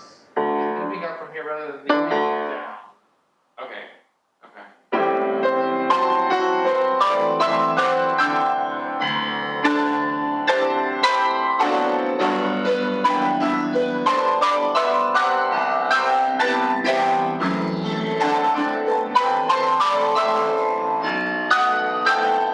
Yeah, something like that. I would work on that. Yeah. Okay, because Yeah. so I see your hands there, but it's a little tentative. And that needs to be. It's such pivotal moments. And you should feel very relaxed in this section, okay? You're so relaxed otherwise. In this. And you should have the same feeling there. I mean, this is such glorious music. Right. And you can't can't get that full potential unless you feel that way. Yeah. Okay. I don't really think it's that bad. I think it's the way you're thinking. Just take a little bit of time. Can we just try that?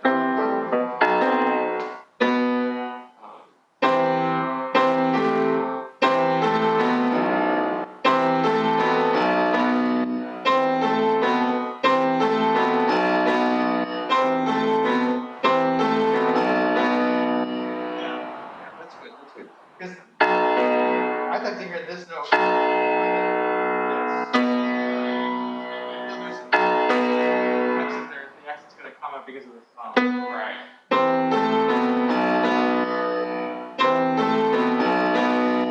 Sounds good. Yeah, sounds good. Okay. So hopefully it gets you a little more comfortable. Yeah, thank you. With those sleeves. Okay. Much more of the piece here. I want you to do a little bit of this here, a little. Oh yeah, that was. I was thinking of the first movement. Oh. Where it comes back in a couple different keys.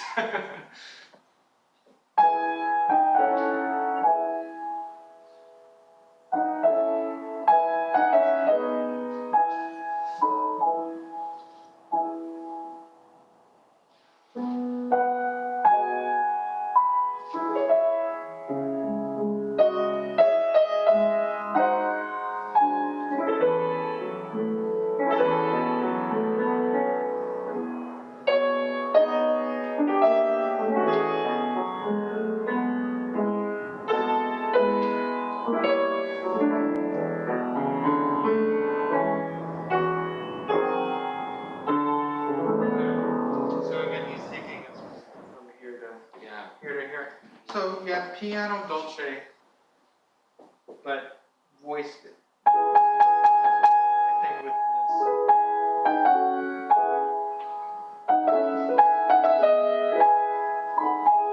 especially when we get to your next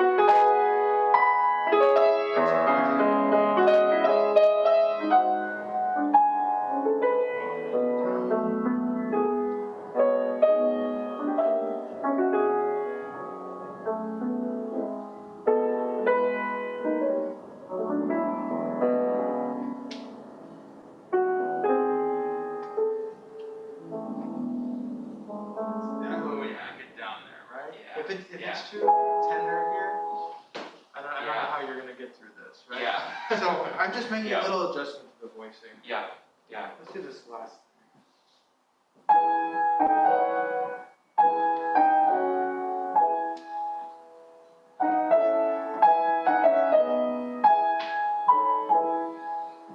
Now it's like swan song, the last.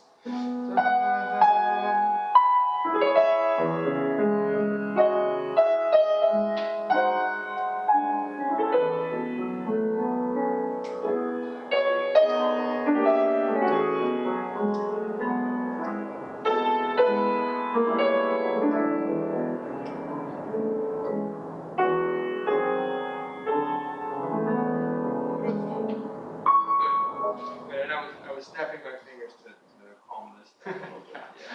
Okay. Just a little tingle. Yeah. Is that kind of safe?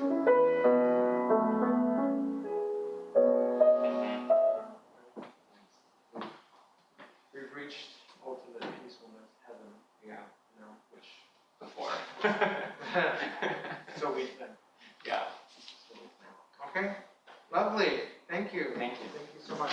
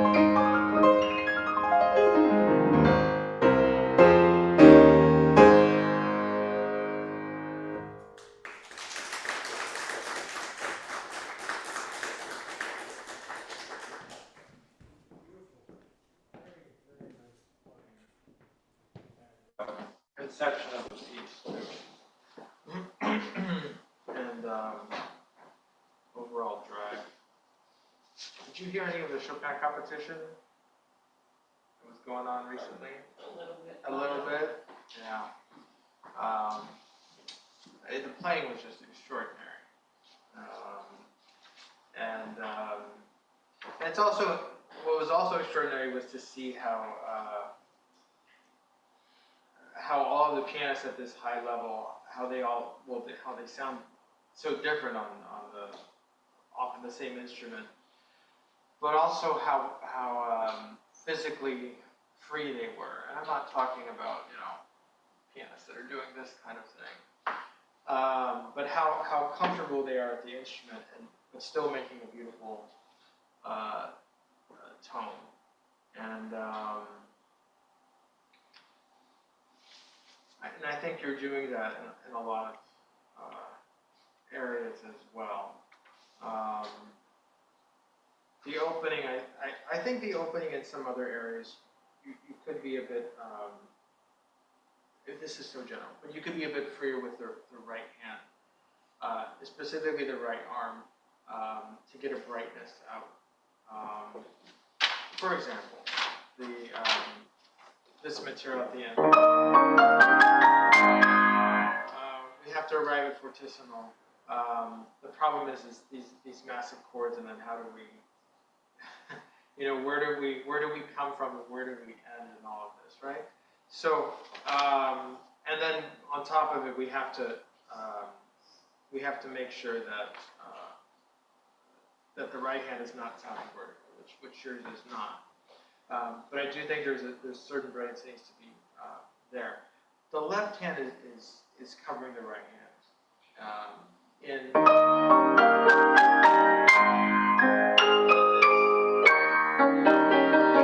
of this stuff. And I think if the left hand backs away, you will have, it's just kind of a psychological thing, like you will have more freedom and sound in the right hand. Right now it feels like the right hand's trying to compete with the left hand too much. And it's not going to win. It's not going to win. There's too much resonance here on this piano. And then there's, there's also questions you have to think about of, well, how loud should I play my left hand? These are big chords. Why shouldn't I play them louder? If you can do it in Rachmaninoff, then why not here? Well, do you know any accounts of Chopin's playing? You read any accounts of? He didn't have many public performances in his life, but critics complained that they couldn't hear him in the concert hall, and whether that was really true or they're attributing that to his how frail he was, I don't know, but I think it's certainly something to think of when you get to passages like this, or I was demonstrating the bark roll. These big moments in codas, and how would it sound if Chopin played it? I don't know, but I can't help but think that it would have this kind of big sound in the left hand, and more probably listening lyrically here. So so then where does that bring us right now? Could we go to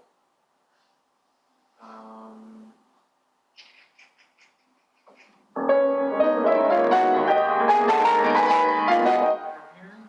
See where that's a hard place to start. Maybe here. Yeah. And in this, just be mindful of what the left hand's doing. Yeah. So that it's not going to cover the right hand.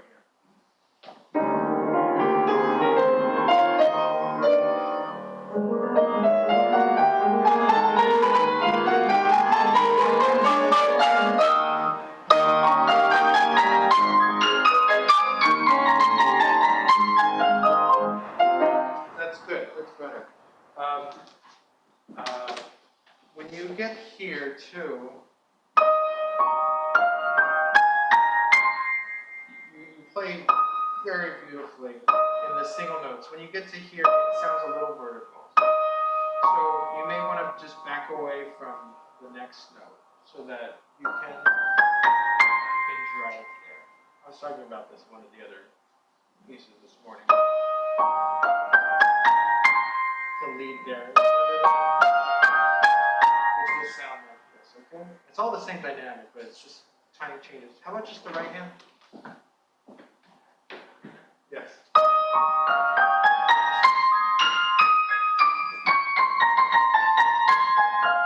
That's nice, yeah.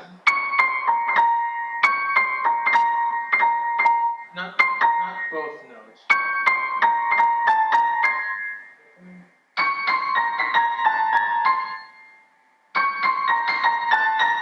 Is it possible you play 5/4? Is that too big of a stretch?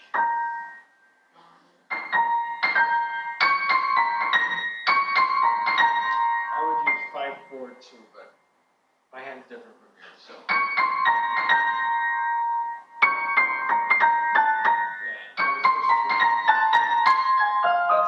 That's nice. So then you're not making a big deal out of that.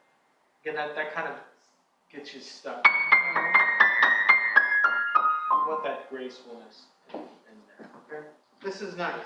Let's add the left hand to it. Same idea.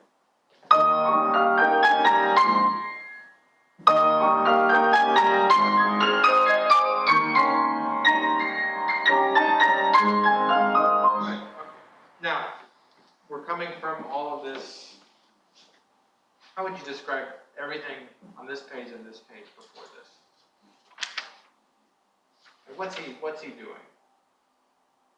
And anticipation, right? Right. Something's happening. Right, there's activity in there too.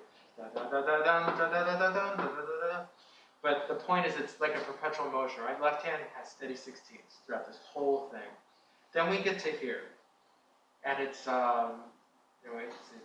a climax, it's an arrival. So well, it has to be still that sense of motion there. Maybe it could be broader. You know, the fact that there's almost a narrative with the chords. Like, why is he writing all of these chords all of a sudden? Maybe it's signaling to the pianist or to the person studying this that it's not just heavier but broader than what this, which is flying forward. So if you can think this sort of feeling, almost sostenuto feeling, rather than you'll feel more comfortable as well, and you'll be able to get a bigger sound. And it also helps with what happens later on in the piece, right? If you're more deliberate, right? Dun dun da dun da dun da dun. What is he doing?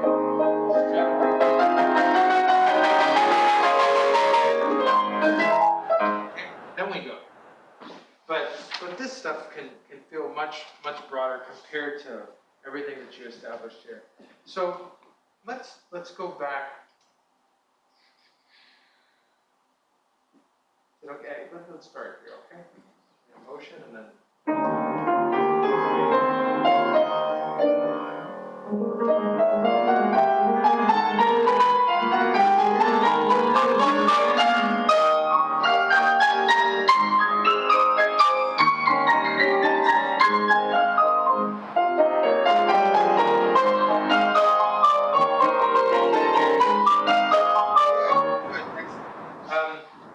Pedaling wise, and I think this is Chopin's pedal, it's a Paderewski, right? Yeah, this is Chopin's pedal. I wouldn't do that much there. It feels like, it sounds like you have a number set, a little bit. And he does pedal through that. So the rest is just to break up. This, I don't think it's a break in the whole texture. Coming back to it. One more time from here. This is good. You see how he pedals.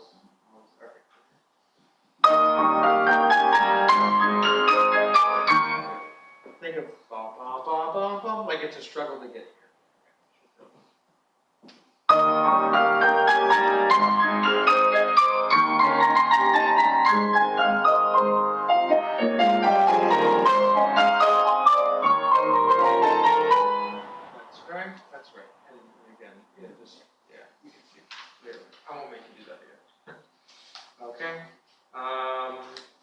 Let's go from here, okay? Struggle with this. Da-dum, da-dum, da-dum, da-dum, da-dum, da-dum. Also with the chromaticism, there's a feeling of pulling back to.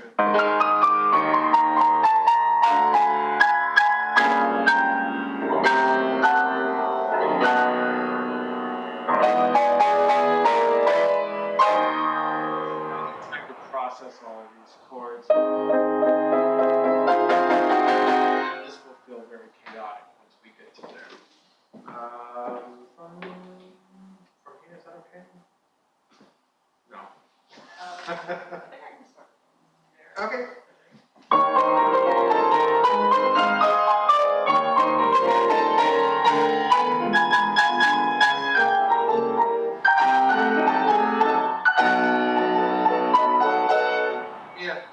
Yeah. What if you pedal? Because here's the mark of this. I'm feeling like I don't get the phrase landing up here. Da-dum, da-da-da-dum, da-da-dum, da-da-dum, da-da-dum, da-dum, da-dum, da-da-dum. It's like it's a little too big. The rest is a little too big there.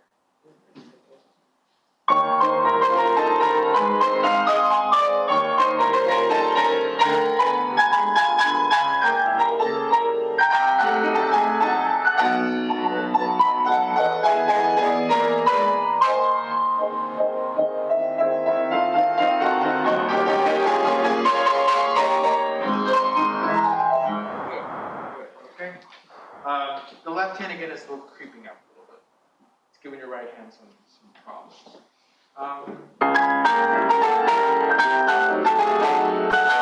This is important.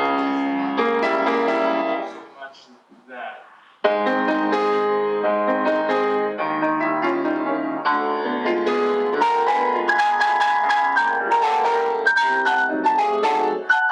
This kind of texture thing.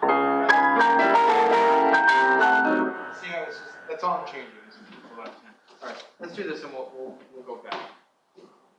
Here, is that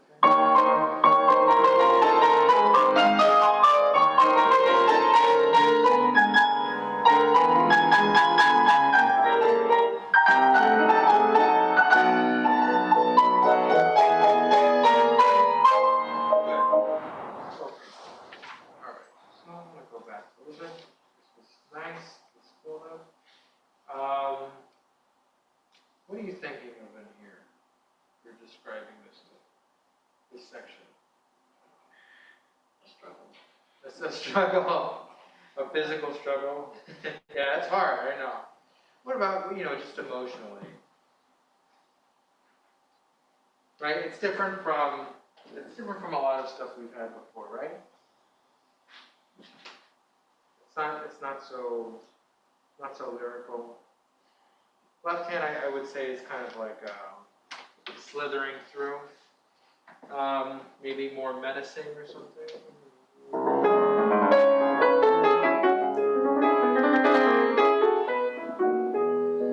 There's something soft about it, and to not think of it as a struggle,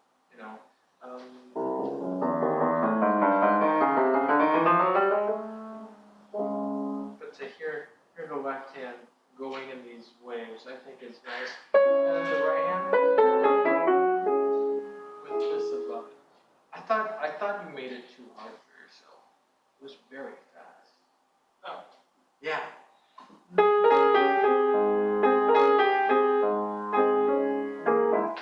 You play from here.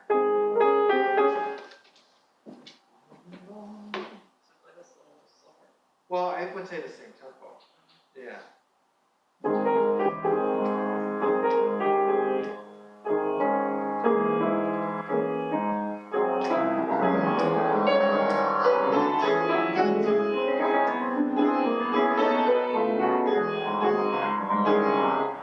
Yeah. That's the same tempo. Oh. Yeah. Let's try it again. Also, if we're taking the same tempo, which is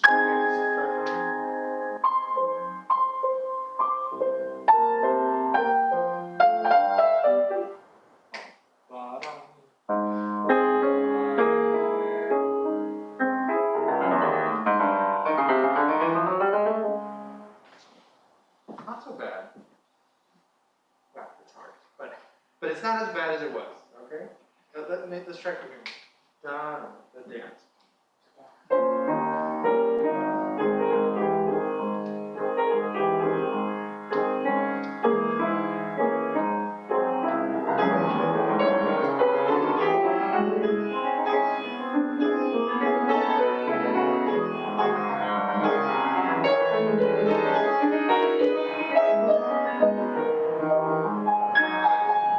And it is interesting that he doesn't mark pedal here, right? And I think it's for a reason. It's a little too murky.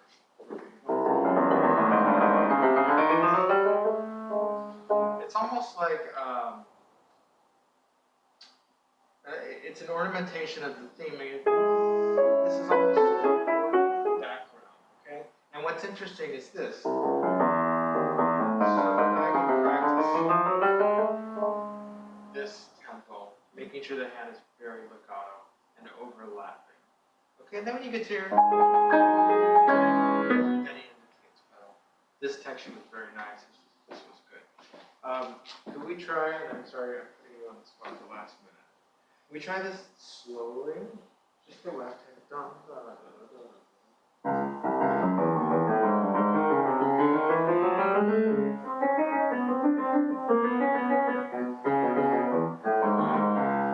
Good. And here I would probably do something maybe that 2, 1 style instead of jumping. To help the legato. Yes. That's good. That's good. Again.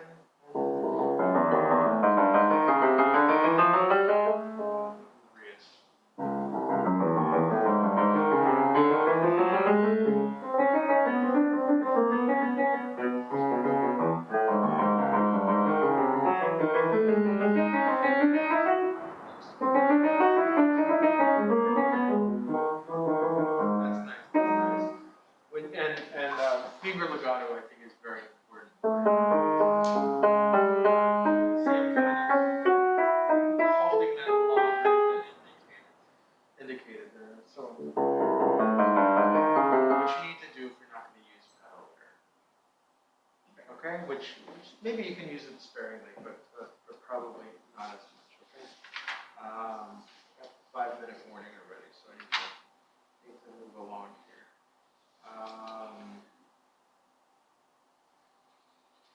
This, I think, could, in contrast to what happens here, could be freer with the tempo and with the indications of the end of the phrase. So here, well, that's a dance-like texture. This is more.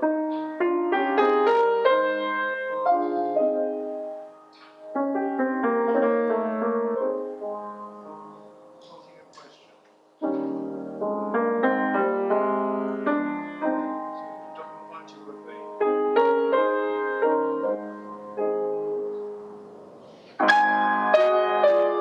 It's rhapsodic. He's telling a story, but there's no set form, there's no set tempo, I think. And especially he gives us every indication of that. With markings like that. And it's like there are too many notes for it to be played right in time. If it sounds hurried that way. So you just enjoy it.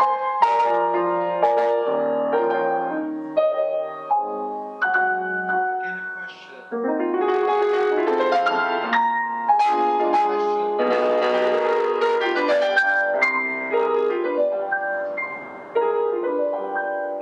And now peace with all of this. That was my thought in contrast to this, which I thought progressed pretty well. All right. Any questions? No? Okay. Thank you.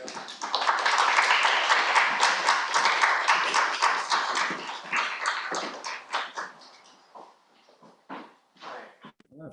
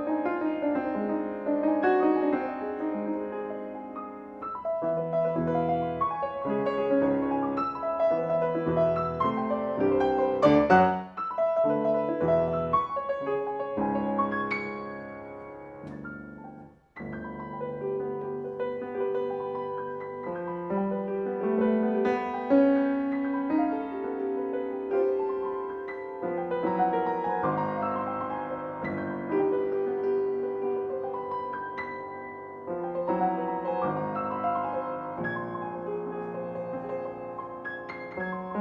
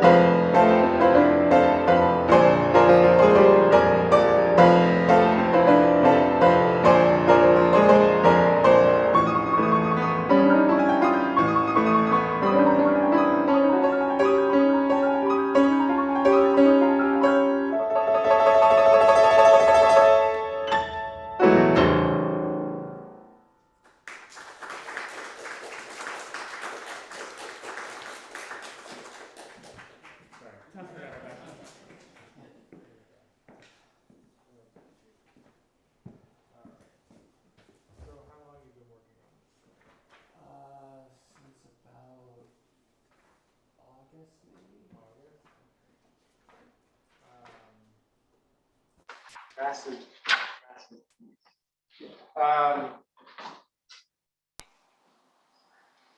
Throughout, I wanted to see if we could work on something, okay, which is, you have a big sound and actually you have a nice kind of demeanor at the piano. Okay, your posture is good, your arms are moving well. Sometimes you don't give your hand enough room to move this way. And what do I mean by that? I mean reaching the top note, which sometimes it's very uncomfortable the way it's written. But I think if you get your arm moving a little bit more, it will help support these notes. So, you know, often teachers talk about, and well, pianists talk about strength in the fingers. And oh, my fingers aren't strong, or my fourth finger and my fifth finger aren't strong. Well, no one's arguing. It's just how we're built. If you, and the reason why is just if you pull on like this part of the piano, you can feel like this feels terrible. But if you pull the second and third finger, it's much stronger, right? Yeah. You just have much more of a sense of balance here of what that is. Okay, so it's hard to balance on these two, and you can't give the same amount of weight. But there is a way to balance on it, and that is by readjusting what the arm is doing. So what you can first do is, try to find a good example of what you can first do to try to find, okay, well, how much sound can I give on that, and how much balance is appropriate. What you can do first is play a chord. Just play this G. Yeah, let's play C major. Okay, good. Once you hear the top voice, good. Now I want you to take away the thumb. Listen to the same thing. Okay, just relax it. Now take away the second finger.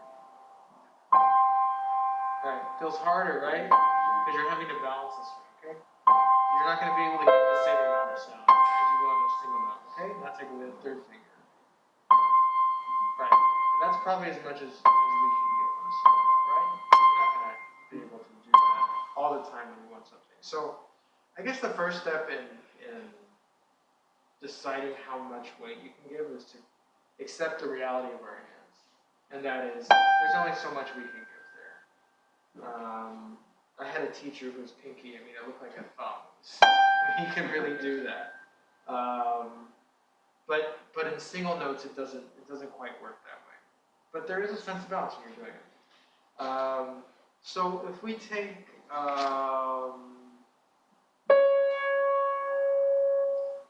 let's just take actually the beginning.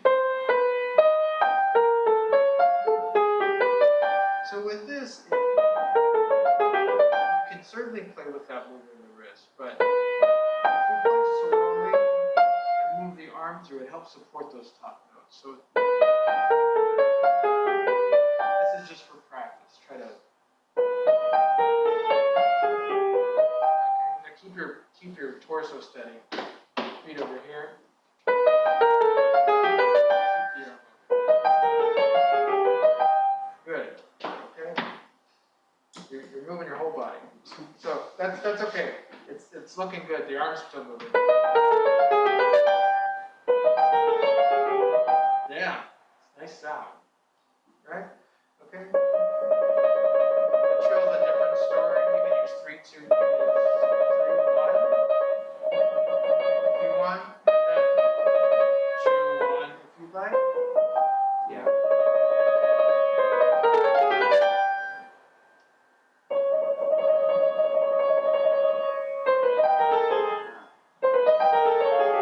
Yeah. So take it slowly, just a little bit slower. Yeah. Yeah, you hear it? Think lyrically, rather than single notes. Like a finger legato too. Yeah, that's good. Okay, again.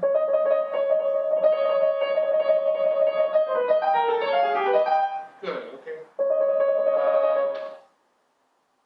I see this finger in here that was written in 2-4. Have you tried that? Yeah, I've been trying to. I like 2-4. Yeah, I've been trying to use that as much as I could. I started by doing 2-3, and then I'm trying to get out of it. So. Yeah, it's just a little bit easier to rotate in it. And you also have control of, ooh, that was good. You have control over the sound, so it starts like, hand flute from the distance. Yeah. Right. Flock of birds comes through. Try 2-4.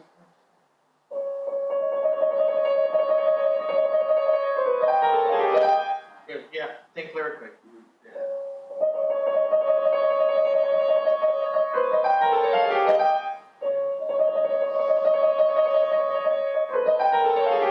Yeah, it's actually how you're getting out of the drill.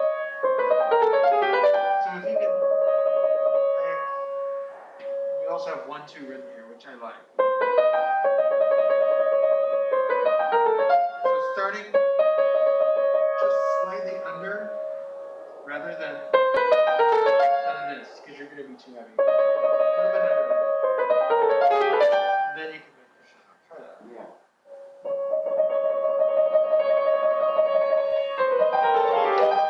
Better.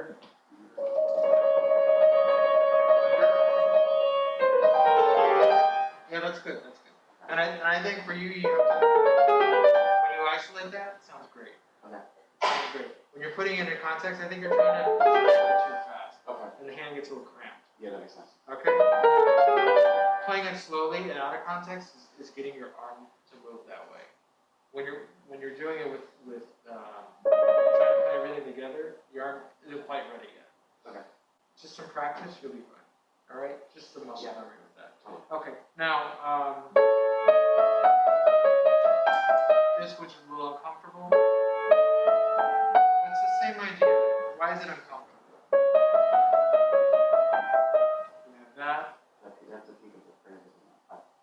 Yeah, we have that, and then we also have to hold that down, Yeah. which is a pain.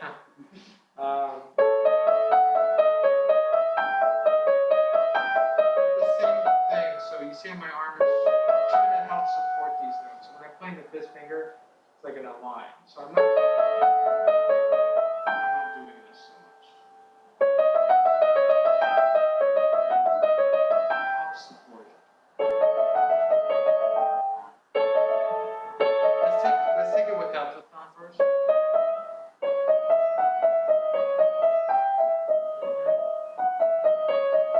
Good. You're just gonna walk along the key. Just do this one.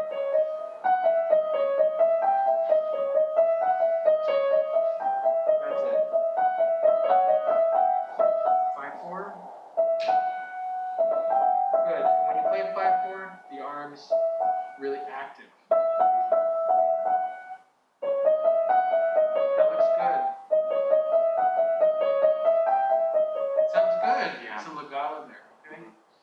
So, and it will only get better if you're attentive to it. You know?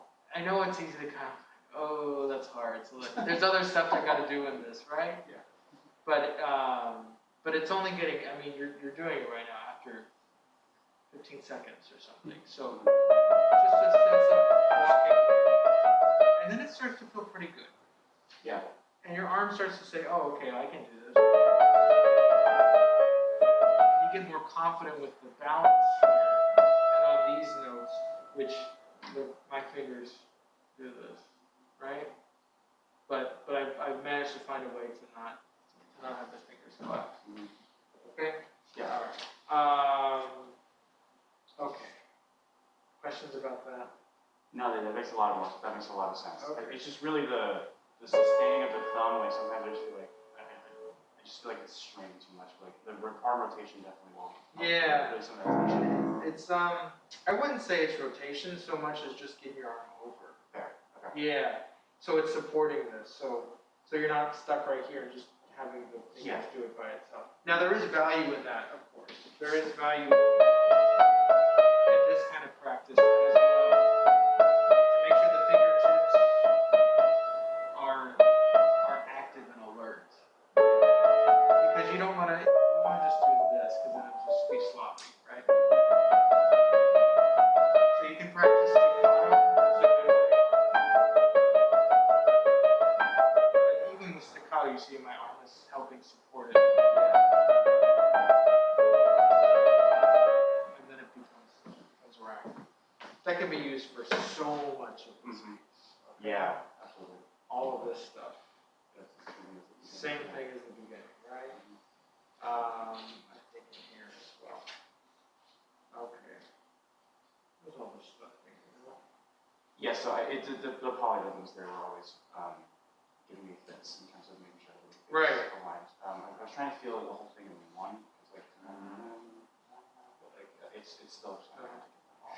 Well, yeah, and on top of it, I mean, what is he asking for? What's all this stuff in French? You know? Well, we have rippling and expressive, so it's Right. like it's constantly just like flowing. Like Right. It's kind of, this really doesn't feel like a downbeat. It just kind of feels like this is all just one. Right. Kind of undulating is what that is, right? Yeah. And then this is what this stuff means. Approximately means just a little bit held back, okay? And we get that at the end of the piece, which I thought we could have been a little bit more held back as right here, right? This is a little bit held back.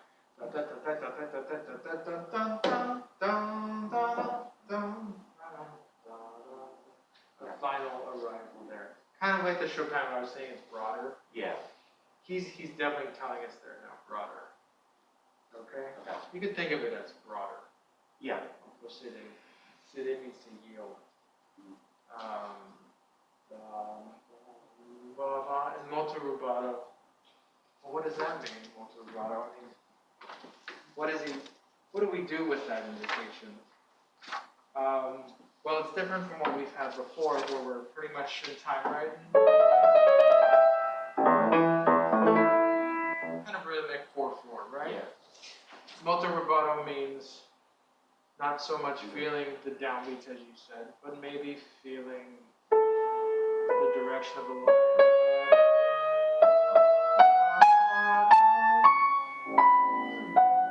And slowing it down.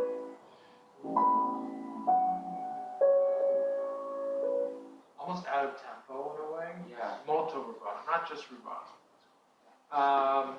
So this can be just a different, completely different section of the orchestra, completely different character than all those. Than these, hopping kind of quality. Now we're in the water.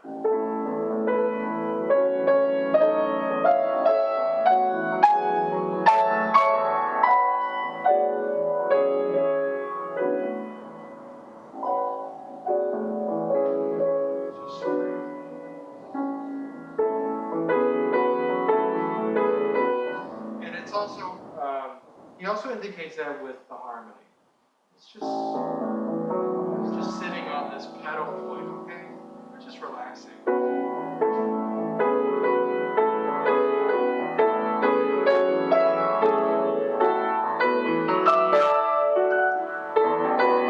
for a while, where does he tune?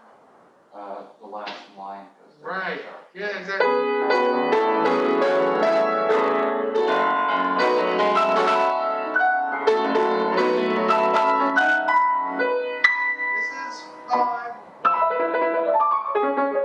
Okay, so he's trying to say this. So just a little bit more at peace. Don't worry about polyrhythms and 5 against 3 and have to do this there. I don't think that's what he wants. Chopin demonstrated.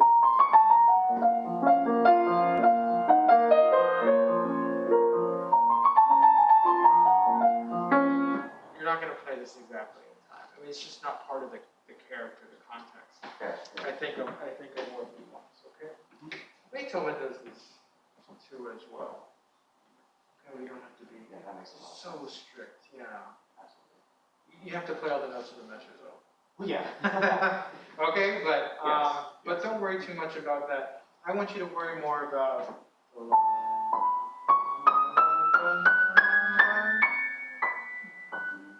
Okay. Can we get into it? Maybe just here. Yeah.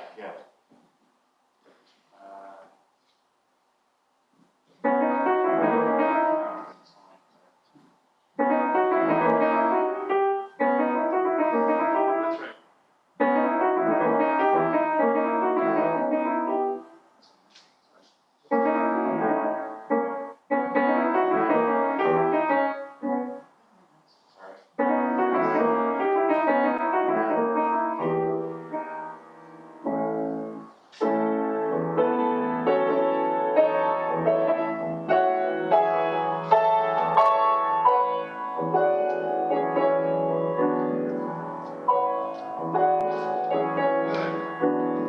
Good. And listen in the right hand for going up the scale.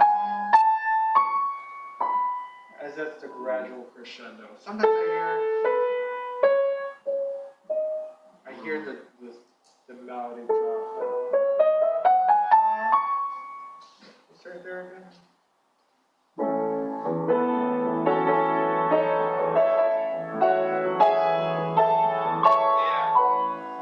Yeah. You know what? It sounds a little intense to me. Okay. And it's a 16th note. Yeah. Molto rubato. You're in a hammock on the beach, okay?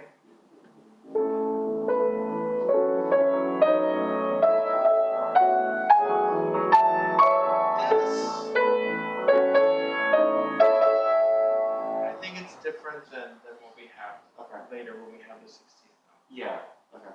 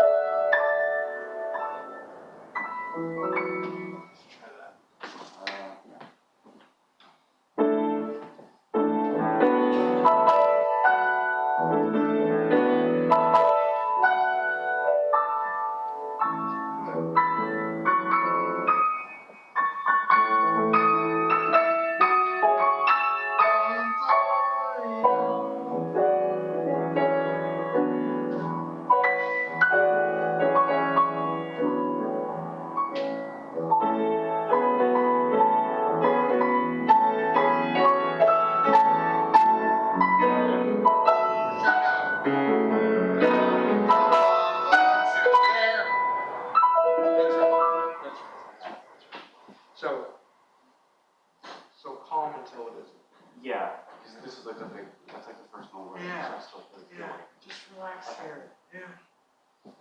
You have to enjoy this a little bit more. I have to stress myself out. Yeah. Oh no, please don't do that. Yeah, don't stress yourself about the polyrhythms. I mean, they're not. Okay. It's not important. Okay. In a way. I mean, forgive me for saying that. I really don't think it's an exact 5 against 3. It just doesn't align with what other works of Debussy and the general. Okay. What he's going for. Having said that, you need to make sure you're playing all. And the rubato could maybe be slowing down.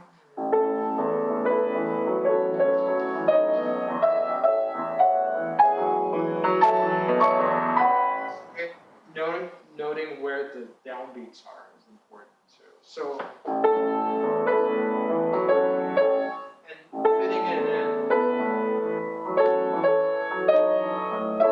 Fitting in certain places is good, but it doesn't have to be an exact 5 against 3. Okay. It's not a rhythmic sort of gesture. Yeah, it's just not written that way, I don't think. And molto rubato as well.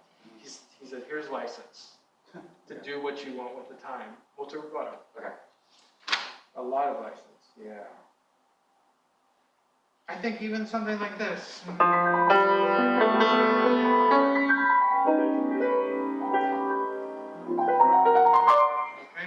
so now when you get to something like this is a different story.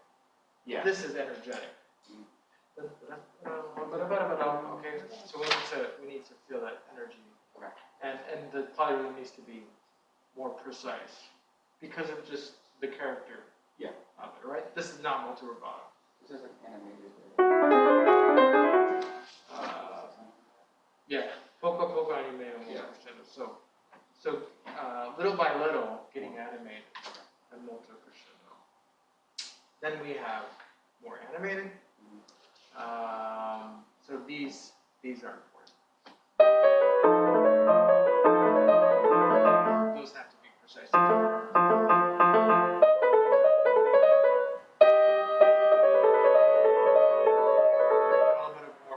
With moving the arm will help. Yeah.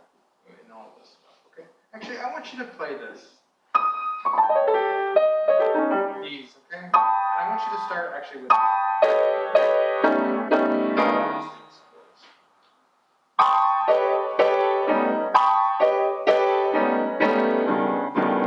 Good. Okay. Now.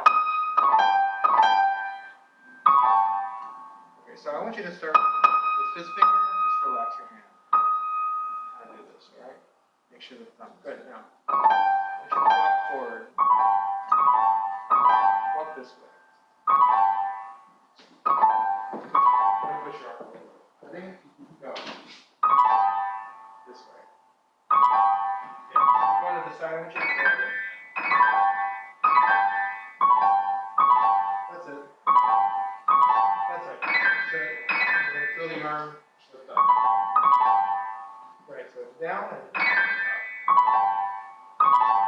That's good. Okay, now left hand. A little harder. That's the right. It doesn't have to be precise. You see your arm is moving, so. Okay, now right hand. Okay, put the pedal down.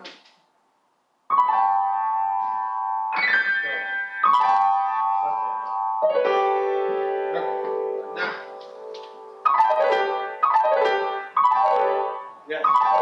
There you go.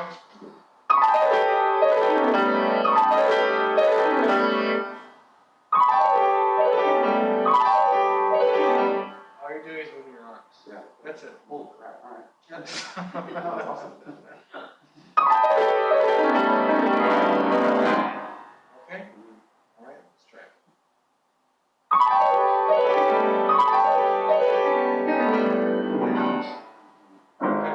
Good. Yeah, I think I played the wrong number of things. Yeah, but it's the right idea. And all I'm doing is, what you do to check that is, you play the single note.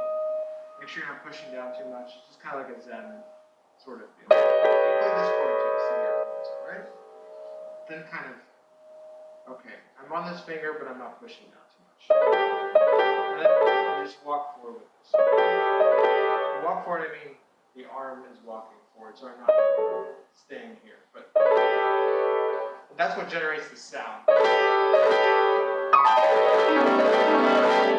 how much my arms are moving there. If I just try to do it with my fingers, it's not going to come out as much, okay? Totally. And then with the pedal down, it's so precise in the sound. You don't need the kind of sparkling quality, okay? Yeah. All right. Good, and I think if you apply all this stuff, you'll have more success here, okay? Good ending. Good ending. Okay, good. Thank you so much. Thank you. Yeah. Take care.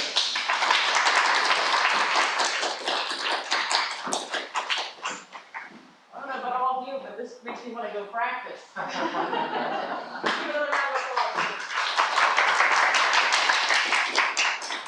And also from piano practice with Manchester University, we'd like to thank Dr. Guzman for making the trip. Is it the first time you? No. Are you been here? I've been here. Maybe once or twice. Yeah. Okay, so Yeah. Yeah, so it's wonderful masterclass, and I'm glad we have two pianos. We usually have one. Yeah, that's nice. So this way it's no jumping. So and again, it's nice to have live events again together, and we continue our collaboration with Milan, which is a wonderful organization for healthier suburbs, and we've been friends with Manchester University and mainline teachers for a long time. Some of our graduate students already leaving our university, joining the association, doing a good job teaching and just growing the group. So it's good to be back. So, and thank you for organizing everything. Thank you for reaching out to Christopher. So it's a fantastic choice. So I'm glad it happened. Yeah, I'm glad I can make it. It's great. Great morning. Thank you. Thank you.